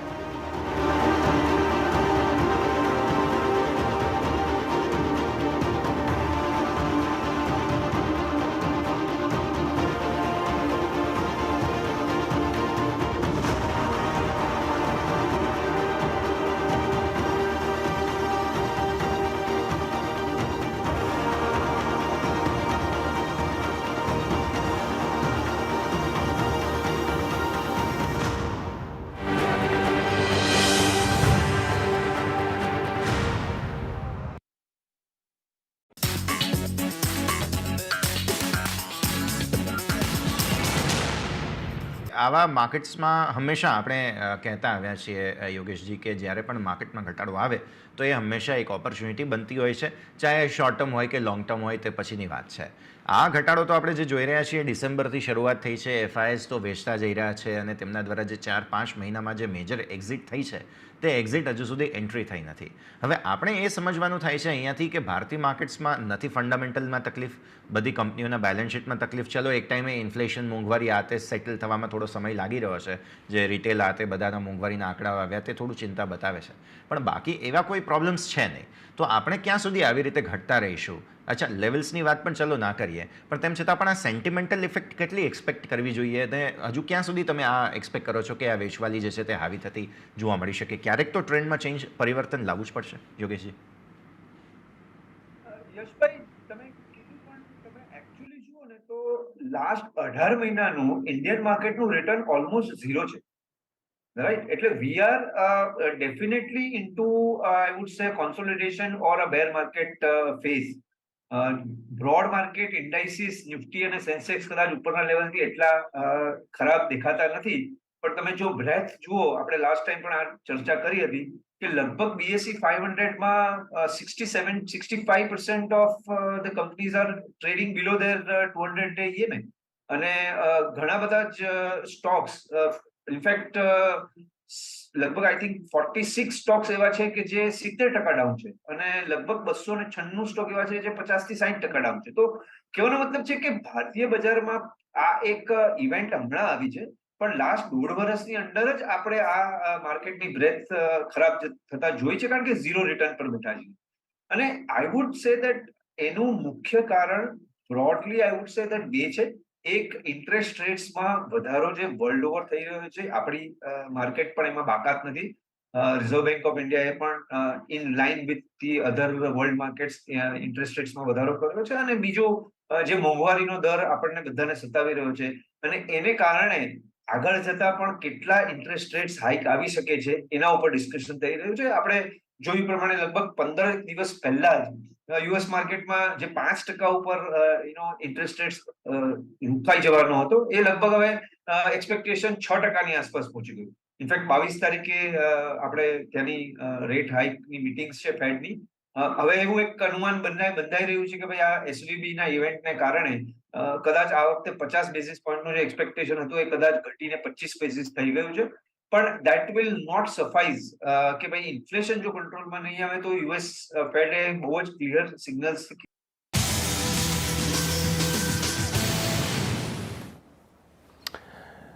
બ્રેક બાદ સ્વાગત છે અને હવે વાત કરીએ આરબીઆઈની પોલિસી પર. 10 વાગે આરબીઆઈ ગવર્નર સાહેબ આરબીઆઈની પોલિસીની વાત કરશે, વિવરણ કરશે, પણ તે પહેલાં આપણી સાથે 3 ગેસ્ટ જોડાઈ રહ્યા છે. બીએસસી બ્રોકર ફોરમના chief economist Aditya Shrinivas, market expert Jagdish Thakkar અને એક્સિસ મ્યુચ્યુઅલ ફંડ ફિક્સ્ડ ઇન્કમના કો-હેડ દેવાંગ શાહ.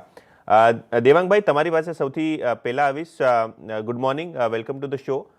આજે આરબીઆઈ પોલિસીની વાત કરીએ તો લગભગ એક નોન ઇવેન્ટ રહેશે, પણ તમને લાગે છે કે કોઈ પ્રકારનું ઇન્ડિકેશન આરબીઆઈ ગવર્નર કરશે ઇન્ફ્લેશનને જે મોડરેશન જોયું છે તેના ઉપર, રેટ કટની સાયકલ ઉપર?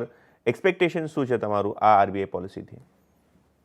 આઈ થિંક અમારું એક્સપેક્ટેશન છે કે આરબીઆઈ પોઝ પર રહેશે, બટ એક એમનું જે સ્ટાન્સ છે એ બધા માર્કેટ પાર્ટિસિપન્ટ્સ જોશે કે સ્ટાન્સ ચેન્જ થાય છે કે નહીં. આ પોઈન્ટ પર અગર આપણે જોઈશું તો ઇન્ફ્લેશનનો જે આરબીઆઈનો એક્સપેક્ટેશન હતો Q1નો, એ અગર નંબરના હિસાબે 5.1 હતો. અમારા અન્ડરસ્ટેન્ડિંગના હિસાબે એમાં ખાસું ડાઉનવર્ડ રિવિઝન થશે કે ફર્સ્ટ પ્રિન્ટ જે એપ્રિલની આવી છે 4.5ના આસપાસ આવી છે. અગર તમે મે ને જૂનની પ્રિન્ટ પણ જોશો તો અમારા નંબરના હિસાબે 4.5ના આસપાસ રહેશે. તો એના હિસાબે હેડલાઇન સીપીઆઈ નીચે જઈ શકે છે, એવરેજ ઇન્ફ્લેશન એક્સપેક્ટેશન. અને સેકન્ડલી આઈ થિંક માર્કેટનો પૂરો ફોકસ એમના સ્ટાન્સ ચેન્જ પર રહેશે. અગર સ્ટાન્સ ચેન્જ થશે તો અમારો અન્ડરસ્ટેન્ડિંગ એવું છે કે માર્કેટમાં આપણે 10 થી 15 બેસિસનું રેલી દેખાશે ઓન બોન્ડ માર્કેટ્સ. ઓકે, તો વ્યૂ કન્સ્ટ્રક્ટિવ છે. અને વાત કરીએ દેવાંગભાઈની, તો તેમને લાગે છે કે ઇન્ફ્લેશનનું એક્સપેક્ટેશન બી થોડું મોડરેટ કરશે આરબીઆઈ. જગદીશભાઈ, ફટાફટ તમારી પાસે આવીશું. ઇન્ફ્લેશનની વાત કરીએ, મોંઘવારી દરની વાત કરીએ તો ઓબ્વિયસલી મોડરેશન તો તમે જોયું જ છે. ફ્યુલ પ્રાઇસ કટની બી વાત અત્યારે થઈ રહી છે. ઓવરઓલ એક્સપેક્ટેશન શું છે તમારું આરબીઆઈ પોલિસીથી? અને અગર સ્ટેટસ કો રહે તો તમને લાગે છે માર્કેટમાં નવા હાઈઝ બનાવવાની ચેષ્ટા થશે? Good morning. સીપીઆઈ ઇન્ફ્લેશન અત્યારે લગભગ ટ્રેકિંગ લગભગ 70% બિલો ધી આરબીઆઈ ફોરકાસ્ટ છેલ્લા નેક્સ્ટ 2 ક્વાર્ટર્સ માટે. અને આરબીઆઈની પોતાની એક્સપેક્ટેડ એવરેજ છે about 4.6% in the first half of FY24. એટલે આરબીઆઈનું સીપીઆઈ પોઝિશન પર લગભગ 5.2ની આસપાસ છે ફોર ધી FY24. અને કદાચ એનાથી પણ થોડું ઘટી શકે. કોર ઇન્ફ્લેશનનો તમે આંકડો જુઓ તો ઇટ ઇઝ સોફન્ડ 6% હતો FY23 સેકન્ડ હાફ, એમાંથી 5.19% એપ્રિલ 2023માં. અને એની સાથે જે ઇનપુટ કોસ્ટ પ્રેશર છે ગુડ્સ પર, એ પણ ખાસું એવું ઘટ્યું છે. અને જોકે રિસ્ક હજી છે જ ઇન્ફ્લેશનને, કારણ આવના મહિનામાં mainly because of the al Nino. એટલે કે અલ નીનોની અસર, અને જો મોન્સૂન સમયસર અને જો પૂરતું ના આવે તો કદાચ મોંઘવારી ફરીવાર ભડકો થાય, એ પણ બહુ એમને ચિંતાનો વિષય છે. ઇન્ડિયાનો જીડીપી આપણે જોઈએ છીએ કે it grew by about 6.1% Q4 23ની અંદર. અને આ જે ગ્રોથ છે FY23નો, એ આરબીઆઈ પોતે 7.2% પર એને પેક કર્યો છે, which is more than the what we expected. Liquidity સિચ્યુએશનમાં કંઈ બિલકુલ પ્રોબ્લેમ નથી. ઓન ધ કોન્ટ્રરી, અત્યારે કરન્સી સર્ક્યુલેશન ઇઝ ડિક્લાઇનિંગ. અને ગવર્મેન્ટ એટલે માટે પોતાનું સ્પેન્ડિંગ પણ રેમ્પઅપ કરવા રહી છે. 2024માં ઇલેક્શન્સ છે, એટલે ડેફિનેટલી ગવર્મેન્ટ તરફથી expenditure is going to increase in next 6-8 months. અને સાથે એટલા માટે ઓપન માર્કેટ ઓપરેશન અને કેશ રિઝર્વ રેશિયોમાં કોઈ કાપ મૂકવાની પણ એ લોકોને કોઈ ચિંતા નથી. મને એવું લાગે છે કે overall the stance is most important, કે વિડ્રોલ ઓફ એકોમોડેશન એ લોકો કન્ટિન્યુ રાખે છે અથવા તો ન્યુટ્રલ આપે છે. જો ન્યુટ્રલ આપશે તો મને એવું લાગે છે કે market will definitely give a Thums up. કે જગદીશભાઈ, આ વ્યૂ તમારા ઓબ્વિયસલી ઘણા બધા ડેટા પોઈન્ટ્સ ડિસ્કસ કર્યા, અને ક્લિયરલી સીપીઆઈનો ટ્રેન્ડ જે છે એ ડાઉનવર્ડ ટ્રેન્ડિંગ છે. આદિત્યજી, તમારી પાસે આવીશ. Good morning. તમારો આરબીઆઈની પોલિસીને લઈને શું વ્યૂ બની રહ્યું છે, અને કોઈ પર્ટિક્યુલર ચીજ તે તમે વોચ આઉટ કરશો આરબીઆઈની પોલિસીમાં આજે? તો આરબીઆઈ નું સ્ટેન્ડ તો યથાવત જ રહેશે કે ઇન્ટરેસ્ટ રેટમાં કોઈ વધારો નહીં થાય, અને એ ઇકોનોમી માટે અત્યારે ઇમ્પોર્ટન્ટ બી છે. જે રીતે ઇન્ફ્લેશન અત્યારે કમ્ફર્ટ ઝોનમાં છે કે 5.66 થી ઘટીને 4.7, એટલે આરબીઆઈ ના 6% માર્કથી ખાસું નીચે છે. અને પ્લસ ઇકોનોમીને બી અત્યારે જે ઓલરેડી આપણે રેપો રેટમાં 250 બેઝિસ પોઈન્ટનો રાઇઝ આરબીઆઈ કર્યો છે, તો એબ્ઝોર્બ થઈને ઇકોનોમી સ્ટેબલ થઈ જાય અને જીડીપીમાં સતત વધારો થાય, એ પણ ગવર્મેન્ટ અને આરબીઆઈની એક પ્રાયોરિટી રહેશે. જીડીપી ગ્રોથ પણ જે આપણે આવ્યો તે બેટર દેન એક્સપેક્ટેડ હતો. Q4 માં 6.1 ગ્રોથ આવ્યો, જે પહેલા 4.4 હતો Q3 માં, અને ઓવરઓલ યર ઓન યર 7.2% નો જે ગ્રોથ આવ્યો તે ઘણો જ સારો છે. કારણ કે હાલ તબક્કે બી તમે જોશો તો વૈશ્વિક સ્તરે અત્યારે યુએસ પણ રિસેશન ની બહુ ક્લેરિટી નથી કે ત્યાં રિસેશન આવશે નહીં આવશે, પ્લસ વર્લ્ડ ઇકોનોમીમાં પણ થોડું પ્રેશર છે. પ્લસ અત્યારે એક જ જે રિસ્ક આપણે ત્યાં છે કે જો અલ નીનોની ઇફેક્ટ આવે અને બેઝિકલી મોન્સૂન થોડું લંબાઈ જાય અથવા મોન્સૂન વીક રહી તો પછી ઇન્ફ્લેશનનો ડેટા ફરી એકવાર માથું ઉચકી શકે.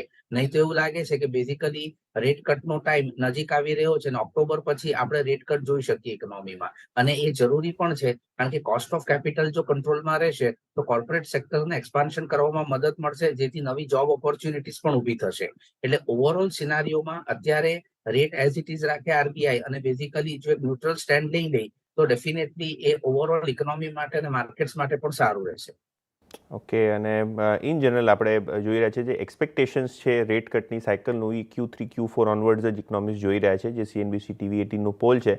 અને આજે પોલ પ્રમાણે લગભગ સ્ટેટસ કોની જે છે એ વસ્તુ આરબીઆઈ ગવર્નર રિવીલ કરી શકે.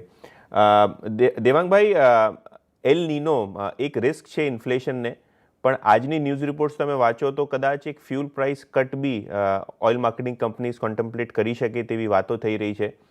તો આ સિનેરિયોમાં જ્યારે અનપ્રેડિક્ટેબિલિટી બહુ છે, મોન્સૂનમાં થોડું ડિલે છે, તમને લાગે છે કે RBI will watch for monsoon progress અને પછી રેટ કટની સ્ટાન્સના બારામાં વિચારશે, કે તમને લાગે છે ઇન જનરલ ગિવન છે કે થર્ડ કે fourth quarter onwards this financial year rate cuts will start? મોન્સૂનનો I think early monsoon signs છે જેમાં એલ નીનોની પ્રોબેબિલિટી વધેલી છે. પણ અમારો અંદાજો એવો છે કે અગર આપણે થોડો વેજીટેબલ પ્રાઇસ ઇન્ફ્લેશન કાઢી નાખીએ, અને આઈ થિંક એક ભાઈ બોલ્યા કે કોર ઇન્ફ્લેશનની જે સોફ્ટનેસ આવી છે અને ઓવરઓલ તમે હેડલાઇન નંબર જોઈ લેશો તો ઓવરઓલ હેડલાઇન નંબર હવે 5ના નીચે દેખાય છે. તમારે અગર તમે અંદાજો 100 બેસિસનો રિયલ રેટ લગાવી દો, થોડું બહુ ઇન્ફ્લેશનને સ્ટ્રેસ કરી નાખો, સેકન્ડલી ઓપેક કટ કર્યા પછી બધા કર્યા પછી પણ ઓઇલ પ્રાઇસીસને બધી નીચે જાય છે.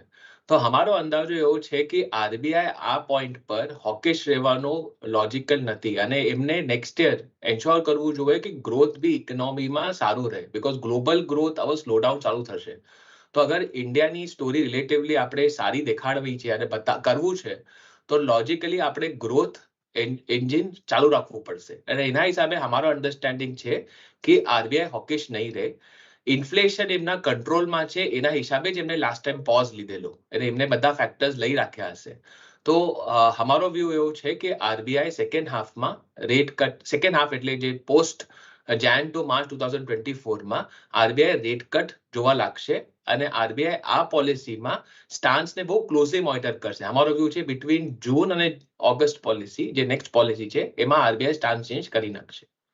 ઓકે, તો આ વ્યૂ આવી રહ્યું છે એક્સિસ મ્યુચ્યુઅલ ફંડ તરફથી, અને દેવાંગભાઈનું માનવું એ છે કે સેકન્ડ હાફમાં કદાચ રેટ કટની વસ્તુ જે છે આરબીઆઈ સ્ટાન્સ પ્રમાણે ચેન્જ કરી શકે. ઓબ્વિયસલી આજે તો એક્સપેક્ટેશન એ છે કે સ્ટેટસ કોની વાતો ગવર્નર સાહેબ કરે. જગદીશભાઈ, એક વેલિડ પોઈન્ટ તમે કર્યો લિક્વિડિટી ઉપર, કે જે 2000ની નોટો ફરી પાછી બેંક્સમાં ડિપોઝિટ થઈ રહી છે, એક્સચેન્જ થઈ રહી છે, તો કદાચ લિક્વિડિટી જે છે એ મોડરેટ થઈ જાય લોકો પાસે, અને કદાચ એક શોર્ટ ટર્મ ઇમ્પેક્ટ આવે એનો ઇન્ફ્લેશન ઉપર, નેગેટિવ સાઇડ ઉપર. કોઈ પર્ટિક્યુલર તમારો વ્યૂ લિક્વિડિટીને લઈને? કારણ કે બેંક્સ તો ગાઈડ કરી રહી છે કે ક્રેડિટ ગ્રોથ સારો રહેશે, પણ આ ઇવેન્ટ પછી તમે કેવી રીતે જુઓ છો ઇન્ફ્લેશનને અને ક્રેડિટ ગ્રોથને? અત્યારે મેં આપને વાત કરી કે અત્યારે જે સર્ક્યુલેશનમાં જે લિક્વિડિટી છે એ થોડી ઘટતી જાય છે. 2000 રૂપિયાની નોટનું આ ડિમોનેટાઇઝેશન તો ના કહેવાય, પણ આપણે ચોક્કસ કહીએ કે એને વિડ્રોવલ ઓફ ધી 2000 રૂપી નોટ્સ ફ્રોમ સર્ક્યુલેશન. અને અત્યારે બેંકમાં પણ એવો કોઈ મોટો ધસારો પણ નથી કે એને માટે ચેન્જ કરવા માટે.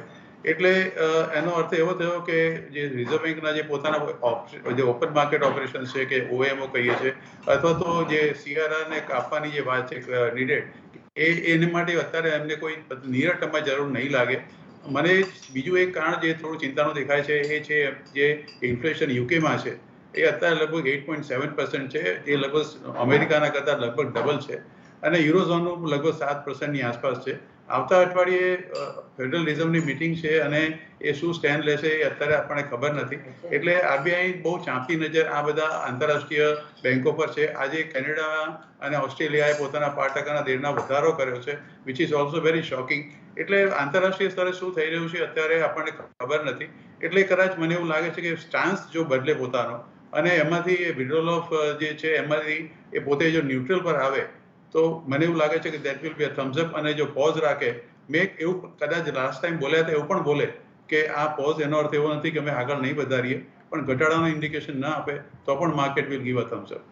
ઓકે, તો આ વ્યૂ આવી રહ્યો છે જગદીશભાઈ તરફથી. કાફી ઇમ્પોર્ટન્ટ ટેકઅવે છે જગદીશભાઈએ જે કહ્યું તેના ઉપર. Statement for the month of June. As you are aware, this monetary policy statement over a time frame of over a duration of about 25 to 30 minutes over the last 3 to 4 years, especially since the onset of the pandemic, has become an important instrument which has enabled the Reserve Bank to communicate the gist of the monetary policy decisions and the rationale behind it. And what is more, this has also given us an opportunity to explain Reserve Bank's assessment of the overall economic situation, both global and domestic, and also our assessment of the prevailing financial market conditions. So in that way, I think this has enhanced the entire process of communication from the Reserve Bank to a wider cross-section of people and stakeholders. So in that sense, we have great amount of satisfaction from doing that. And from time to time, we have been getting suggestions from many of you, and we try and incorporate your suggestions also into our statements and into our communication. Thank you very much for that. And the statement is as follows. As I make this monetary policy statement, we can derive satisfaction from the fact that the Indian economy and the financial sector stand out as strong and resilient in a world of unprecedented headwinds and swift cross-currents. Unlike the previous 3 tumultuous years, the uncertainty on the horizon appears comparatively less and the path ahead somewhat clearer. But we have to be acutely aware that the geopolitical conflict continues unabated and policy normalization globally is far from complete. Headline inflation across countries is on a downward trajectory but is still high and above the targets. Labor markets in many countries are tight and demand is rotating back from goods to services. Hence, central banks across the world remain on high alert and watchful of the evolving conditions, even though many of them have tempered their rate hikes or even taken a pause. Financial stability concerns persist in advanced economies, although they appear to have been contained due to resolute actions. Retrenchment in trade, technology, capital flows caused by geopolitical fault lines and economic fragmentation further complicate the situation. In these challenging times, the Reserve Bank of India has continued to focus on preserving price and financial stability, while ensuring adequate flow of financial resources to all productive sectors of the economy. As a result, domestic macroeconomic fundamentals are strengthening. Economic activity is exhibiting resilience. Inflation has moderated. The current account deficit has narrowed, and foreign exchange reserves are comfortable. Fiscal consolidation is also ongoing. The Indian banking system remains stable and resilient. Credit growth is robust and domestic financial markets have evolved in an orderly manner. Let me now turn to the decisions and deliberations of the Monetary Policy Committee. As many of you would be aware, the Monetary Policy Committee met on 6th, 7th and 8th June, and based on an assessment of the macroeconomic situation and outlook, the MPC decided unanimously to keep the policy repo rate unchanged at 6.5%. Consequently, the standing deposit facility, that is SDF rate, remains at 6.25%, and the marginal standing facility and the bank rates, they stand at 6.75%. The MPC also decided by a majority of 5 out of 6 members to remain focused on withdrawal of accommodation to ensure that inflation progressively aligns with the target while supporting growth. Let me now explain the MPC's rationale for these decisions on both policy rate as well as the stance. The MPC recognized that the pace of global economic activity is expected to decelerate in 2023. That's in the current year. And this is mainly because it is getting dragged down by elevated inflation, tight financial conditions, and geopolitical tensions, which are still continuing. The pace of monetary tightening has slowed in recent months, but uncertainty remains on its future trajectory as inflation continues to rule above targets across the world. And in the last few days, you would have noticed that 2 major central banks have, after adopting a pause for several months, they have gone for increasing the policy rates. So therefore, what I am saying is that the monetary policy, the pace of monetary policy has slowed, tightening of monetary policy has slowed down, but uncertainty remains on the future trajectory as inflation continues to roll above targets across the world. In India, consumer price inflation eased during March-April 2023 and moved into tolerance band, declining from 6.7% last year, that is 22-23. Headline inflation, however, is still above the target as per the latest data and is expected to remain so according to our projections for 23-24. So when I say headline inflation is still above the target, I am referring to headline inflation as per our assessment will remain above 4% throughout 23-24. Therefore, close and continued vigil on the evolving inflation outlook is absolutely necessary, especially as the monsoon outlook and the impact of El Nino remain uncertain. Real GDP growth in 2022-23, on the other hand, turned out to be stronger than anticipated and is holding up well. The policy repo rate has been increased by 250 basis points since May last year and is still working its way through the system. Its fuller effects will be seen in the coming months. Against this backdrop, the MPC decided to keep the policy repo rate unchanged at 6.5%. The MPC will continue to remain vigilant on the evolving situation and the growth outlook. It will take further monetary policy actions promptly and appropriately as required to keep inflation expectations firmly anchored and bring down inflation to the target. With the policy repo rate at 6.5% and full year projected inflation for 23-24 at just a little above 5%, the real policy rate continues to be positive. The average system liquidity, however, is still in surplus mode and could increase as rupees 2,000 banknotes get deposited in the banks. Headline inflation, as noted before, is easing but rules above the target, warranting close monitoring of the evolving price dynamics. Taking all these factors into account, the Monetary Policy Committee decided to remain focused on withdrawal of accommodation to ensure that inflation progressively aligns with the target while supporting growth. I would now proceed to provide our assessment of growth and inflation. Let me first focus on growth. India's real gross domestic product, that is real GDP, recorded a growth of 7.2% in 2022-23, stronger than the earlier estimate of 7%.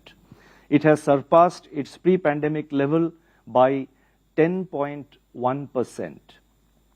Real GDP growth in the fourth quarter of 22-23 accelerated to 6.1% year-on-year from 4.5% in the third quarter of last year, aided by fixed investment and higher net exports.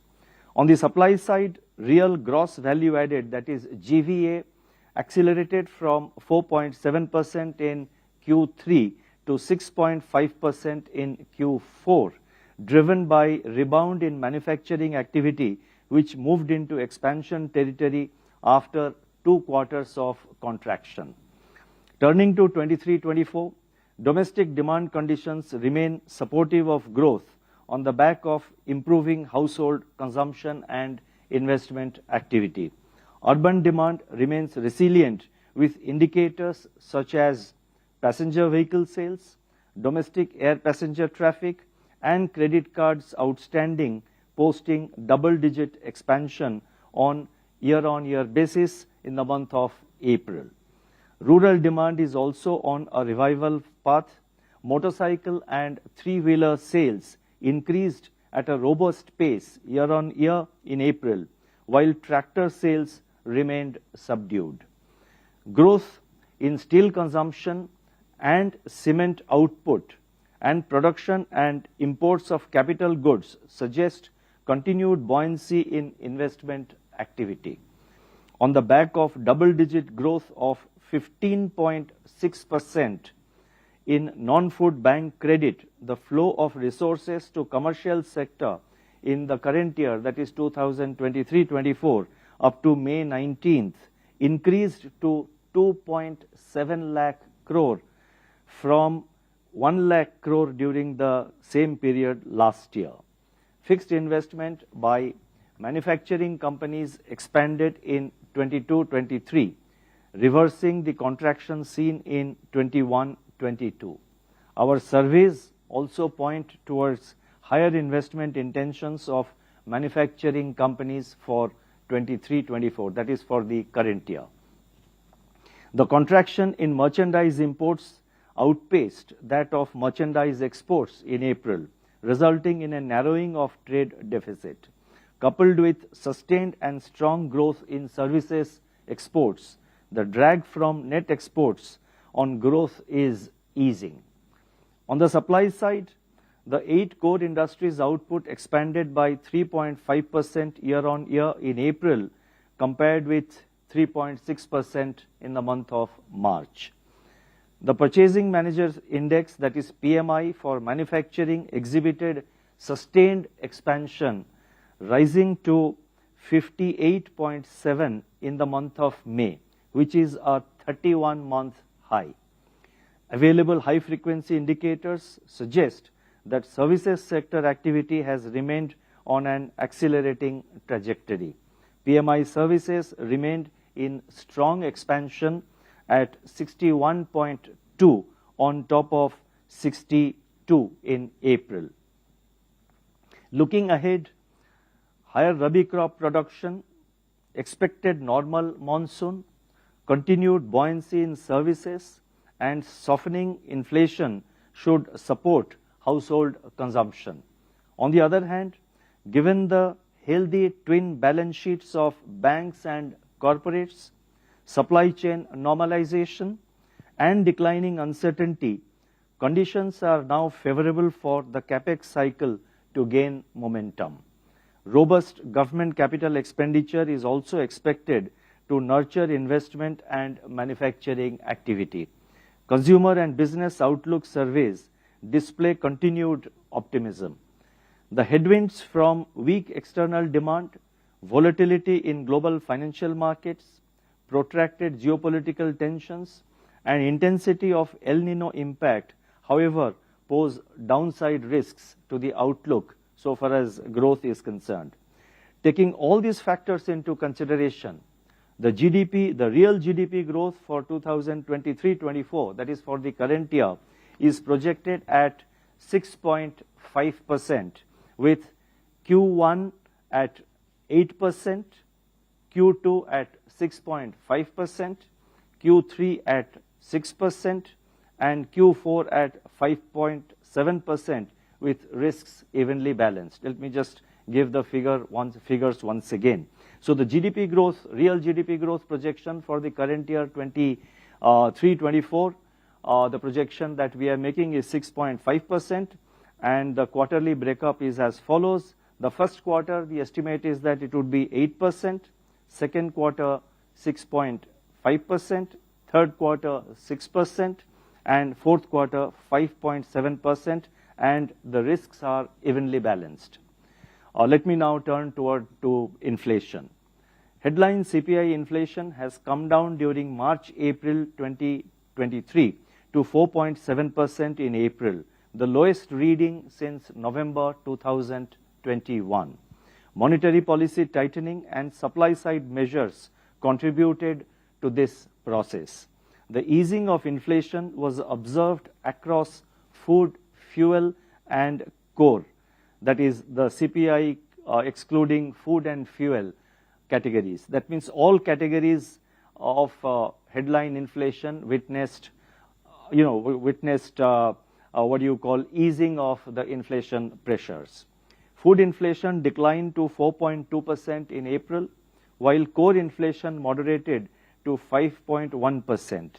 A durable disinflation in core component would be critical for a sustained alignment of the headline inflation with the target.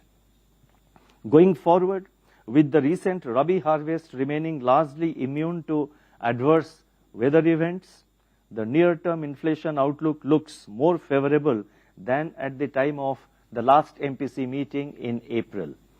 The forecast of a normal southwest monsoon by the Indian Meteorological Department, IMD, augurs well for the Kharif crops.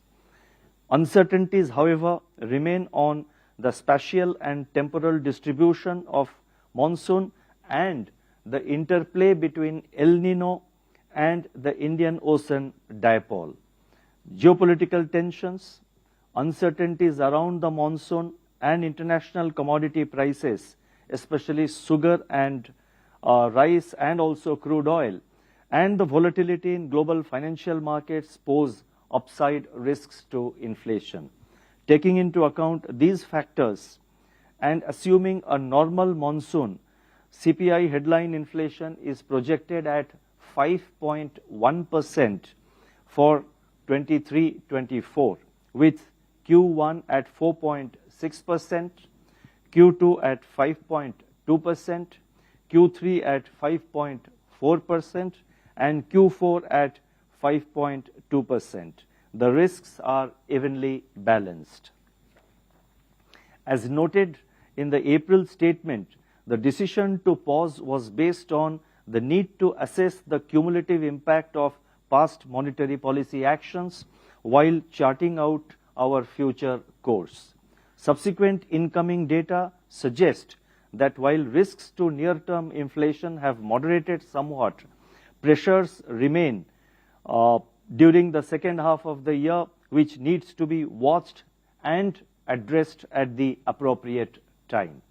According to our survey, inflation expectations of households for 3 months to 1 year ahead horizon have moderated by 60 to 70 basis points since September 2022.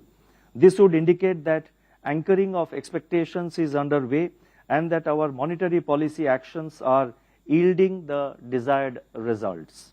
This also provides us the space to keep the policy rate unchanged in this meeting of the MPC. At the same time, given the uncertainties, we need to maintain Arjuna's eye on the evolving inflation scenario. Let me re-emphasize that headline inflation still remains above the target, and being within the tolerance band is not enough. Our goal is to achieve the target of 4% going forward.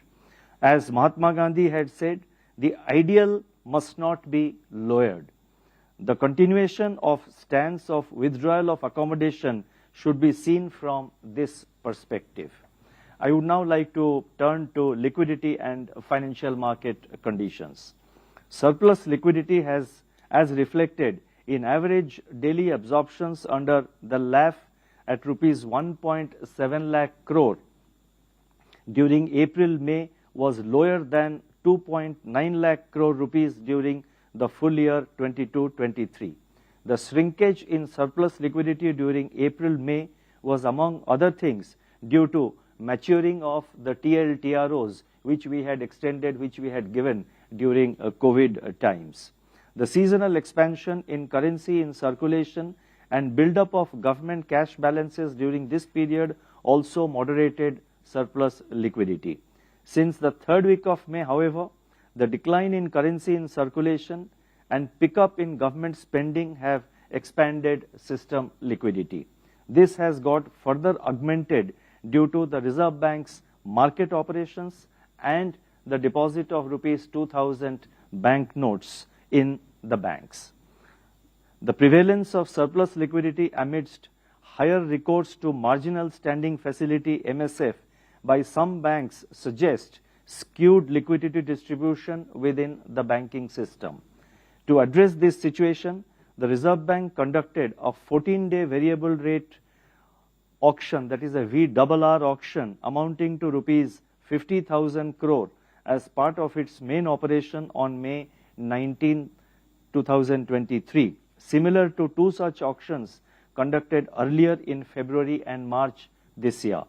Reflecting swiftness in its liquidity action, the Reserve Bank conducted a 14-day variable rate reverse repo auction. The earlier one I referred to was variable rate repo auction. Now I am referring to variable rate reverse repo auction, which is VRRR. So reflecting the swiftness in its liquidity action, the Reserve Bank conducted a 14-day variable rate reverse repo auction, that is a VRRR auction of 2 lakh crore on June 2nd.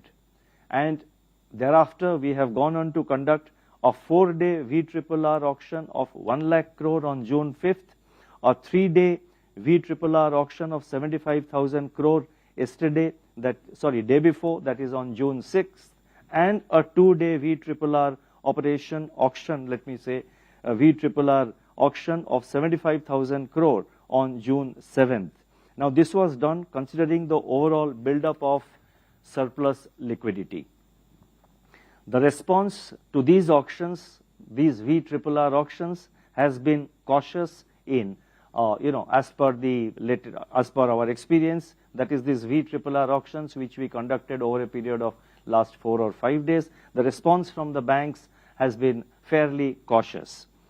Going forward, the Reserve Bank will remain nimble in its liquidity management while ensuring that adequate resources are available for the productive requirements of the economy. The Reserve Bank will also ensure the orderly completion of the government market borrowing program in the current year. The moderation in system liquidity, along with its skewed distribution, was reflected in firming up of money market rates even beyond the repo rate on a few occasions before they came down from May 18 to sub-repo rate levels. Long-term rates have, however, remained broadly stable. This has led to sharp compression of term spreads in the recent period. The relative stability of long-term yields augurs well for the economy and suggests effective anchoring of market-based long-term inflation expectations. I would now like to briefly talk about the external sector. In recent months, the trade deficit has narrowed on the back of sharper decline in imports vis-à-vis exports. India is making resolute strides to achieve the $1 trillion merchandise export target by 2030 by focusing on diversification of markets and products, leveraging free trade agreements, strengthening manufacturing capacity and competitiveness by participating in value chains, and through schemes such as the production-linked incentive across sectors. Service exports and remittances have provided valuable support to India's external sector viability. During 22-23, services exports grew faster at 27.9% than merchandise exports, which grew by 6.9%. The current account deficit, that is expected to have moderated further in Q4 22-23 and should remain eminently manageable even in 23-24, that even in the current year also. On the financing side, foreign portfolio investment, that is FPI flows, have seen significant turnaround this year since April, that is in 23-24, led by equity flows. The net FPI inflows stand at $8.4 billion during the current financial year up to 6th of June, as against net outflows in the preceding 2 years, and the net outflows in the preceding 2 years were $14.1 billion in 21-22 and $5.9 billion last year in 22-23. Net FDI flows to India were $28 billion in 22-23 compared to $38.6 billion in the previous year. Preliminary data for April 23 suggest that FDI flows have also improved. Net inflows under non-resident deposits, net resident inflows under non-resident deposits increased to $8 billion during 22-23 from $3.2 billion in the previous year. The Indian rupee has remained stable since January this year. Overall, India's external sector remains resilient as key indicators such as current account deficit to GDP, external debt to GDP, and international investment position, IIP to GDP, all these ratios continue to improve. Foreign exchange reserves stood at a comfortable level of $595.1 billion as on 2nd June this year. Inclusive of net forward assets, our foreign exchange reserves are well above $600 billion. I shall now announce certain additional measures. There are about 8 additional measures, and I think all of them are quite important, so I request your patience for some more time. The first announcement relates to borrowing in call and notice money markets by scheduled commercial banks. The extent regulatory guidelines prescribe prudential limits for outstanding borrowing in call and notice money markets for scheduled commercial banks. With a view to providing greater flexibility for managing their liquidity, it has been decided that scheduled commercial banks, excluding small finance banks, can set their own limits for borrowing in call and notice money markets within the prescribed prudential limits for interbank liabilities. Second announcement relates to widening the scope of framework for resolution of stressed assets. Compromise settlements is recognized as a resolution mechanism in respect of non-performing assets, that is NPAs, under the prudential framework of the Reserve Bank, which is currently applicable to scheduled commercial banks and select NBFCs. It is proposed to issue comprehensive guidelines on comprehensive settlements and on technical write-offs, which will now be made applicable to all regulated entities, including the cooperative banks. Further, it is also proposed to rationalize the existing prudential norms on restructuring of borrower accounts affected by natural calamities. The next announcement relates to a default loss guarantee arrangement in digital banking, popularly what is known as the FLDG in digital banking. The Reserve Bank had issued the regulatory framework for digital lending in August-September last year. With a view to further promoting responsible innovation and prudent risk management, it has been decided to issue guidelines on default loss guarantee arrangements in digital lending. This will further facilitate orderly development of digital lending ecosystem and enhance credit penetration in the economy. The next announcement relates to priority sector lending targets for primary urban cooperative banks. The Reserve Bank has undertaken several initiatives in recent years to strengthen the urban cooperative bank sector, that is the UCB sector, as well as to deepen financial inclusion. Such initiatives include revision of the priority sector lending targets for UCBs in 2020.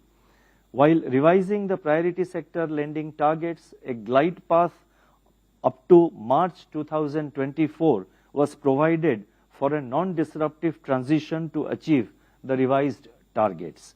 While a number of UCBs, that is urban cooperative banks, have met the required milestones as on March 2023, a need has arisen to ease the implementation challenges faced by the other UCBs.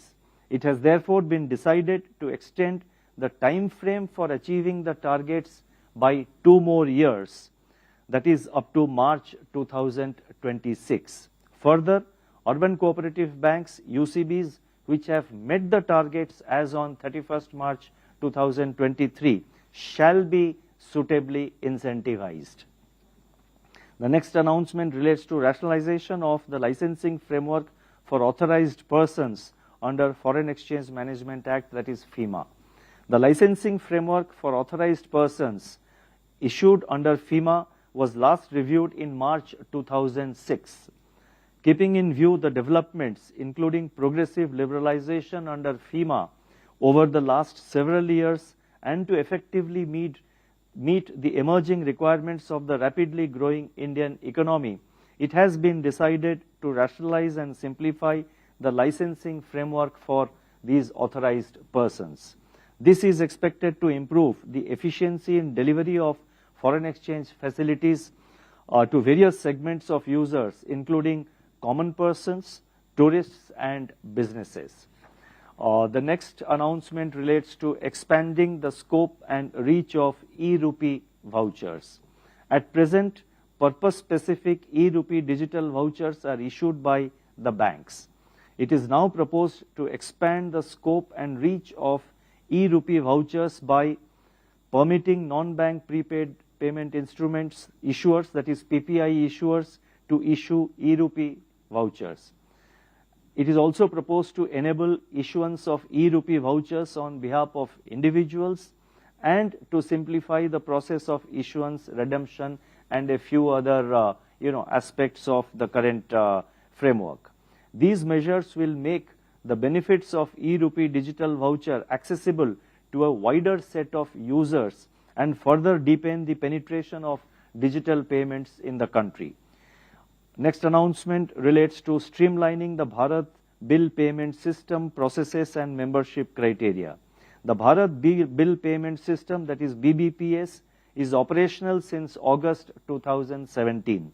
The scope of BBPS was further expanded in December 2022, that is December last year. To further enhance the efficiency of the BBPS system and to encourage greater participation, it is proposed to streamline the process flow of transactions and membership criteria for operating units. The next announcement, and I think that's the last one, relates to internationalizing issuance and acceptance of the RuPay cards. RuPay debit and credit cards issued by the banks in India are gaining increased acceptance abroad. It has now been decided to permit issuance of RuPay prepaid forex cards by the banks. This will expand the payment options for Indians traveling abroad. Further, RuPay cards will also be enabled for issuance in foreign jurisdictions. These measures will expand the reach and acceptance of RuPay cards globally. Let me now conclude, and there are some important messages in this concluding para, so I request again your patience for just a couple of minutes.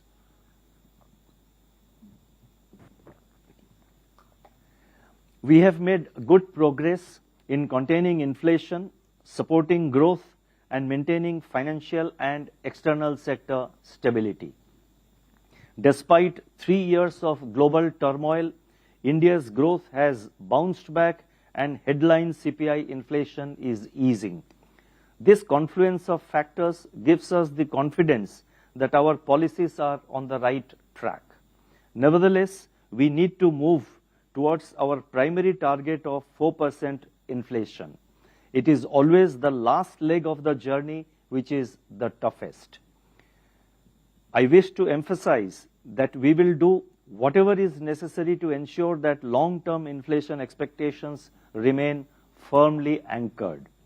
The best contribution of monetary policy to the economy's ability to realize its potential is by ensuring price stability. The Reserve Bank will remain watchful and proactive in dealing with the emerging risks to price and financial stability. Let me end by recalling the inspiring words of Mahatma Gandhi. If we are determined, we shall find the way that leads us to our goal. Thank you. Namaskar.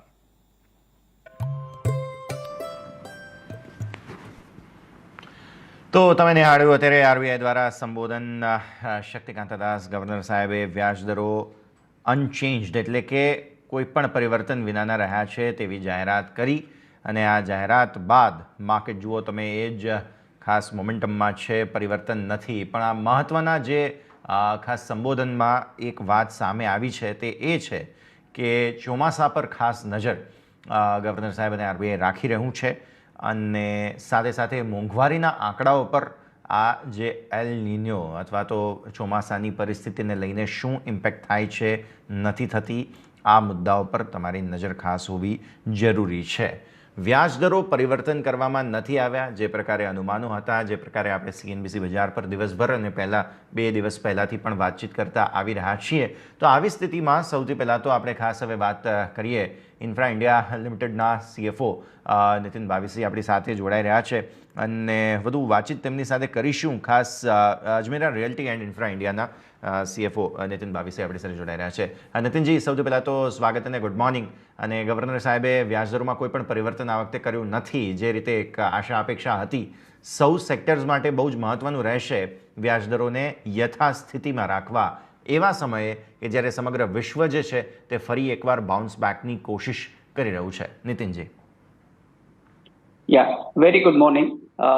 Definitely આ એક ડાયરેક્શનલી ઘણું positive move છે કે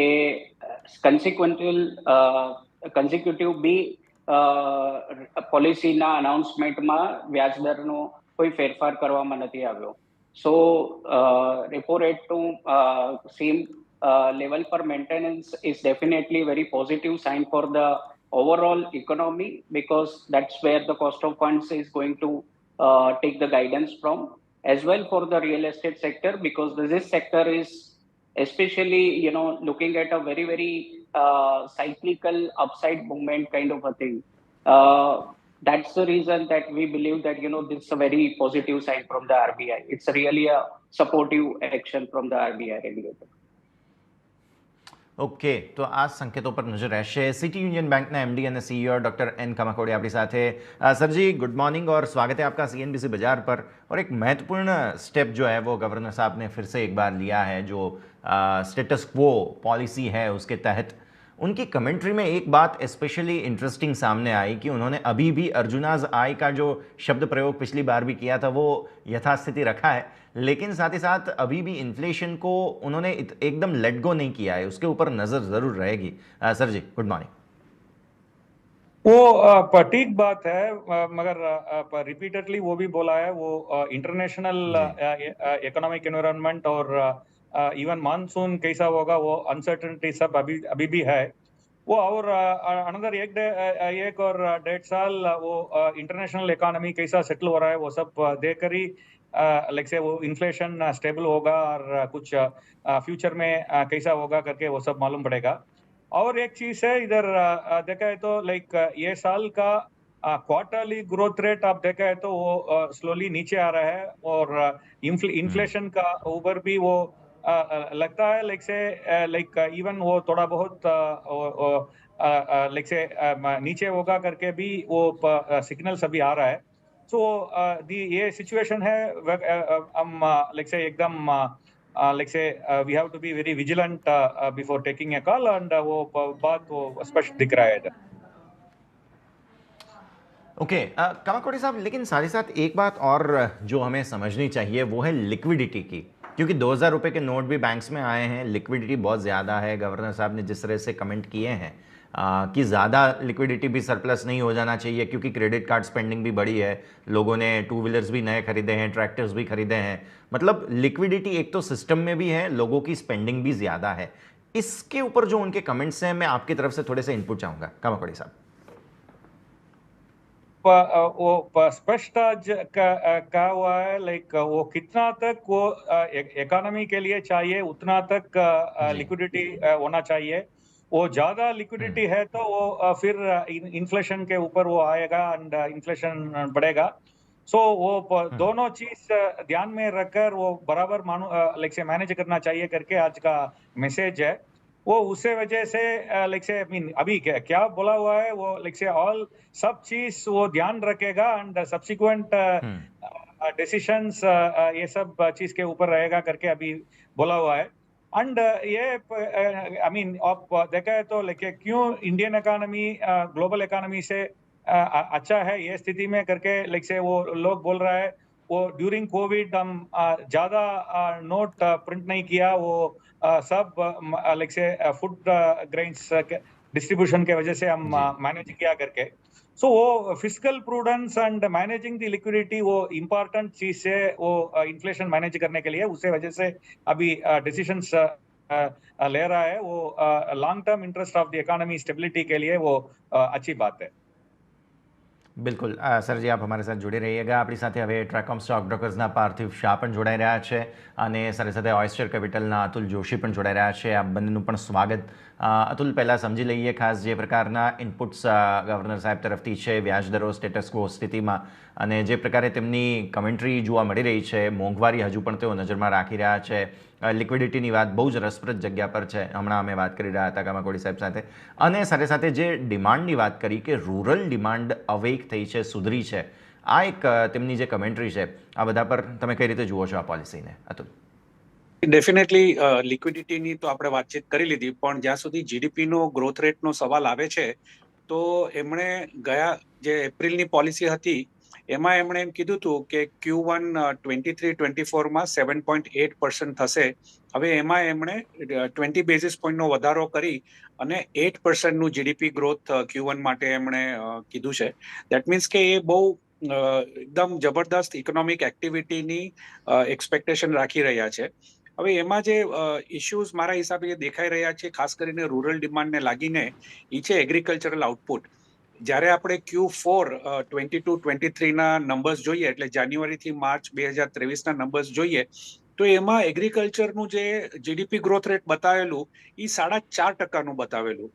બીજી રીતે આપણે મૂલવીએ તો ડિસેમ્બરની પોલિસીમાં RBI ગવર્નરનું expectation હતું કે જાન્યુઆરી માર્ચ 2023માં જીડીપી ગ્રોથ રેટ 4.2% રહેશે, એ વધીને 6.1 એટલે લગભગ 2%નું આરબીઆઈએ મિસગાઈડન્સ આપ્યું હતું એમ કહીએ કે ડિસેમ્બરની પોલિસીમાં।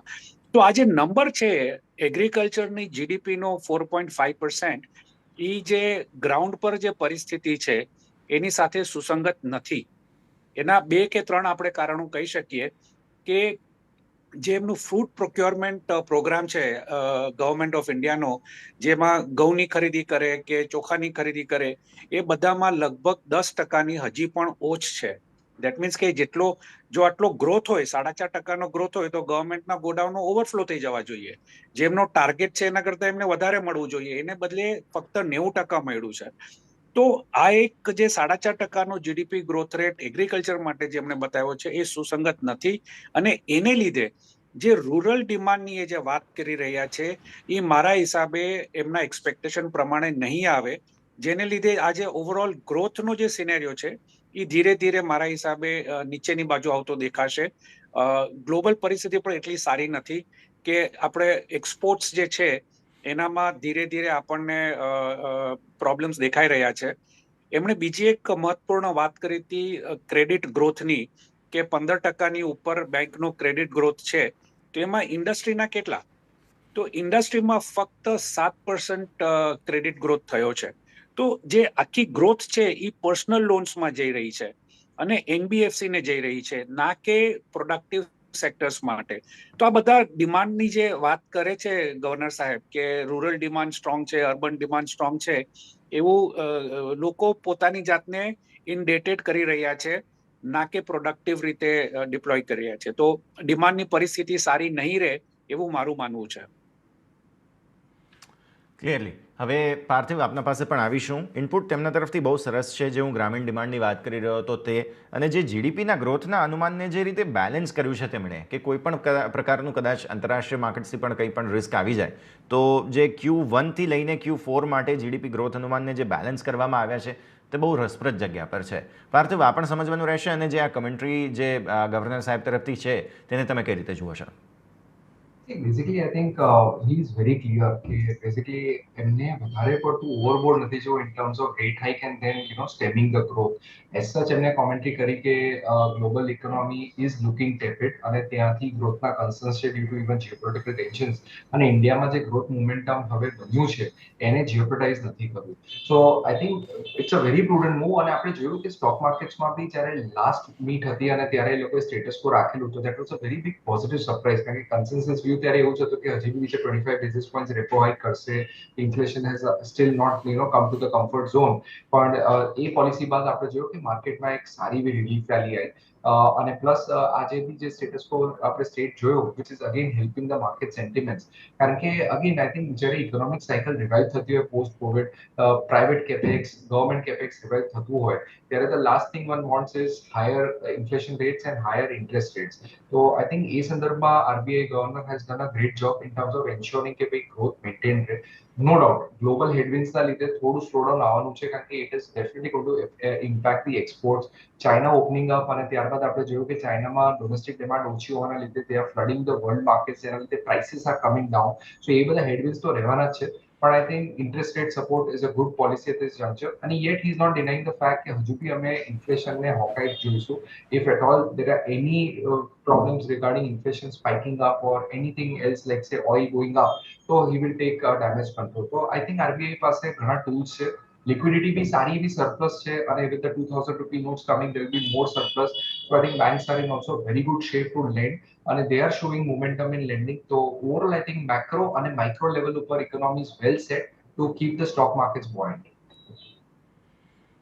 ક્લિયરલી. તો આ વ્યૂ તમને અધિકાંશ બનતો જોવા મળી રહ્યો છે, નજર રહેશે. સિન્સ હવે આપણે જોઈ રહ્યા છીએ વ્યાજદરો જે છે તે થોડા સ્ટેબલ થતા જોવા મળ્યા છે, સતત બીજી વખત पॉलिसी में कोई परिवर्तन नहीं, तो नितिन जी आपके पास आना चाहेंगे और समझना चाहेंगे कि जिस तरह से अभी का सिचुएशन है इन्फ्लेशन की वजह से लोगों के बाइंग सेंटिमेंट में कितना इम्पैक्ट आप एक्सपेक्ट कर रहे हैं, इसके बारे में भी थोड़ा समझना पड़ेगा. I would like to highlight that the timing of this policy rate pause and consecutive pause is very, very apt kind of a thing, because at this particular juncture, at least for the real estate being the capital intensive industry, and where the interest rate, home loan interest rate, I mean to say, has already inched up 8.5, 8.75 kind of a thing. So that is where the lot of reluctance or the resistance starts building up when it reaches out or goes beyond kind of a 9% kind of a thing. So from that standpoint, we feel that keeping it pause and maybe given the guidance of the inflation moderating by the fiscal year 24. So then in that case, definitely by the calendar year end or the fiscal year end, we can hope for the rate reversal kind of a situation, which will give a really a very good boost and confidence to the buyers. Yes, the interest rate stability is already checked in, or maybe the rate reversal is going to happen sooner than later.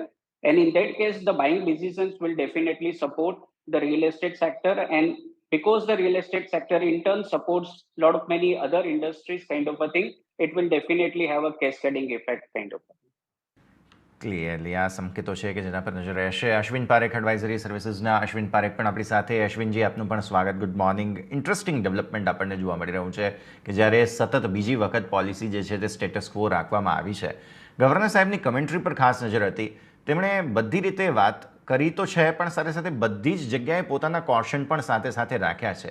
એટલે તેમણે બધી તરફ પોતાના પત્તા જે છે તે ખુલ્લા રાખ્યા છે. એકદમ બધી જ જગ્યાએ સાવ કોશન બંધ પણ નથી કરી દીધું.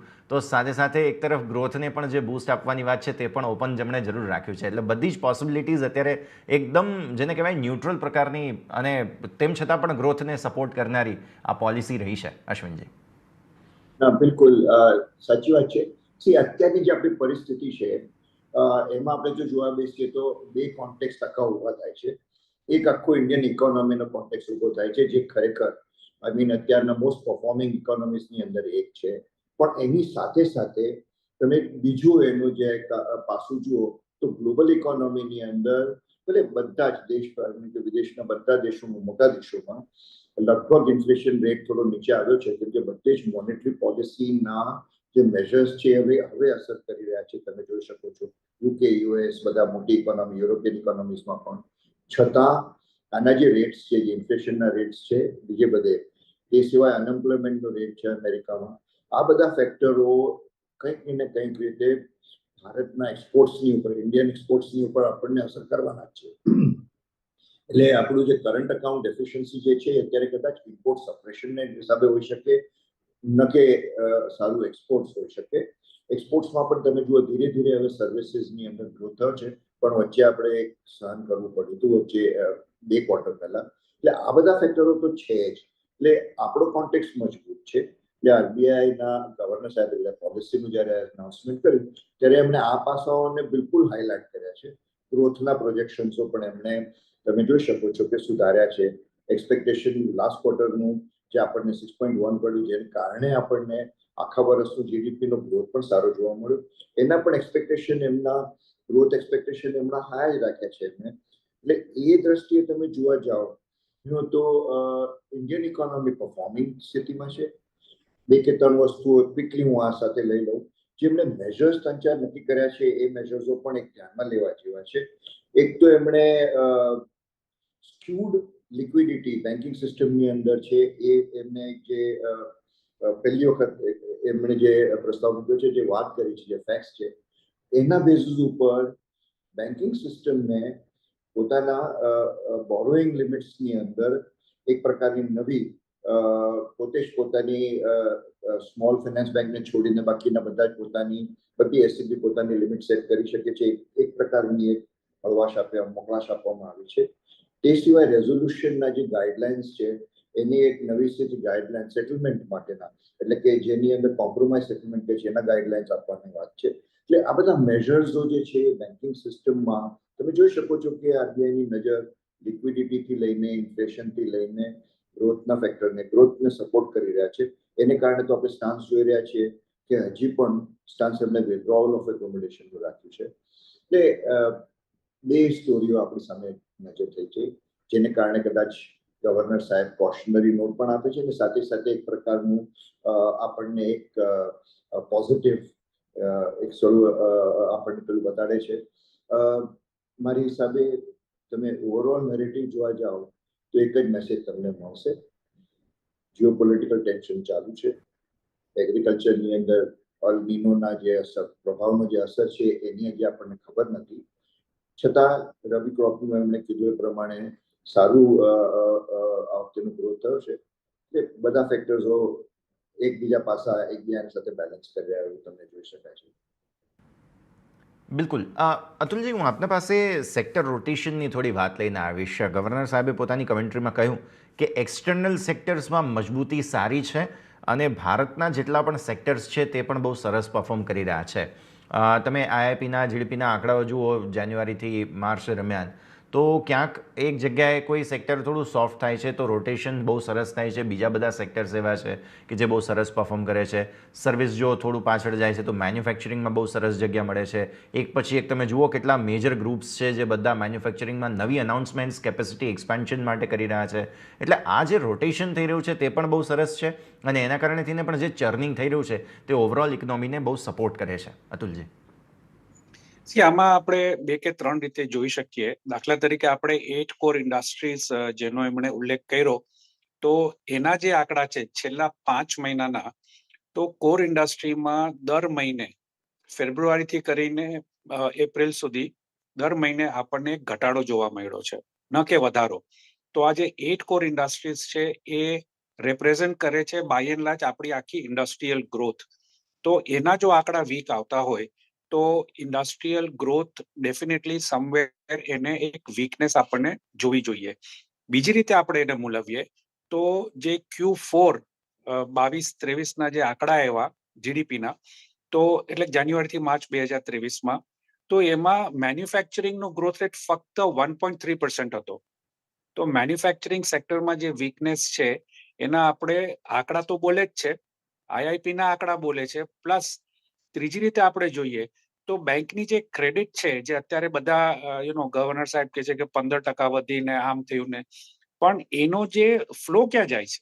ક્રેડિટ વધી રહ્યું છે બરાબર છે, પણ ફ્લો ક્યાં જઈ રહ્યો છે? તો ફ્લો જઈ રહ્યો છે પર્સનલ અને એગ્રીકલ્ચરમાં, ના કે ઇન્ડસ્ટ્રીમાં. ઇન્ડસ્ટ્રીમાં આપણે જો લાર્જ ઇન્ડસ્ટ્રી લઈએ તો લાર્જ ઇન્ડસ્ટ્રીને ક્રેડિટ ફ્લો ફક્ત 6% ગયો છે. અને જો આપણે આખી ઇન્ડસ્ટ્રીની વાત કરીએ, લાર્જ, સ્મોલ, મીડિયમ, માઇક્રો બધું જ, તો ટોટલ ક્રેડિટ ગ્રોથ ઇન્ડસ્ટ્રીયલ સેક્ટરને ફક્ત 7% ગયો છે. આપણે એપ્રિલ અને મે ની વાત કરીએ છીએ. તો આ જે આંકડાઓ છે એ બહુ સ્ટ્રોંગ મેન્યુફેક્ચરિંગ પ્રત્યે નથી દેખાવો કરતા. આપણે ઘણી બધી ઇન્ડસ્ટ્રીઝ એવી છે કે જેમાં અત્યારે ઇબિટા માર્જિન્સ છે જે આપણે 22-23માં જોયા એનાથી લગભગ અડધા થઈ ગયા છે. તો આ બધી ચીજોનું આપણે ધ્યાન રાખીને એમ કહ્યું છે કે સર્ક્યુલર ઇકોનોમી છે પણ સમવેર વીકનેસ આવી રહી છે. બિલકુલ, તો આ સંકેતો છે કે જેના પર આપણે નજર રાખીશું. અને આશરે જ પાર્થિવ કામાકોડી સાહેબ અને નીતિનજી, આપ અમારી સાથે જોડાયા. આપ સૌ કોઈનો ખૂબ ખૂબ આભાર અમારી સાથે જોડાવા માટે અને આ સમગ્ર ચર્ચામાં ભાગ લેવા માટે થઈને. સમય થયો છે ક્વિક બ્રેકનો. વિરામ લઈશું. વિરામ બાદ અતુલજી અને અશ્વિનજી આપણી સાથે જોડાયેલા છે અને અન્ય નિષ્ણાંતો પણ આપણી સાથે જોડાશે. પોલિસીને લઈને ફર્ધર ચર્ચા યથાવત રાખીશું એક બાદ.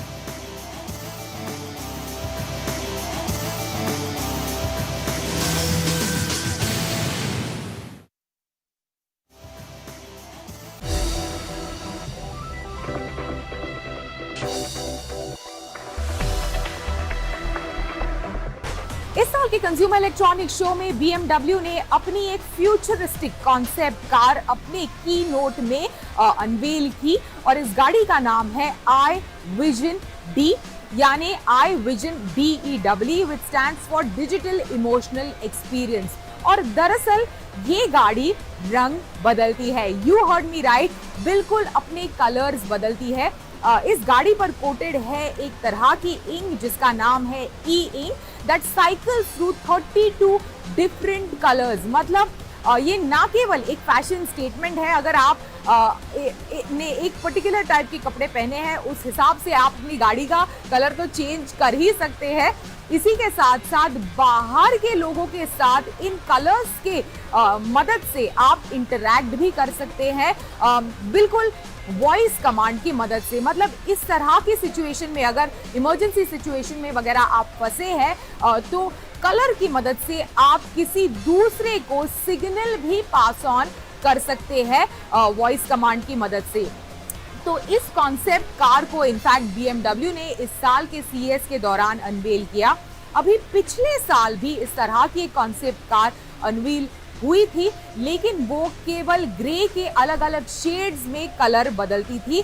ये एक्चुअल अलग अलग पैटर्न्स और शेड्स में कलर बदलती है. और BMW का ऐसे मानना है कि इस तरह का कॉन्सेप्ट आने वाले दिनों में किस तरह से आप अपनी गाड़ी के साथ इंटरैक्ट करते हैं या फिर आपकी गाड़ी आपके साथ इंटरैक्ट करती है, इसे डिफाइन करेगा.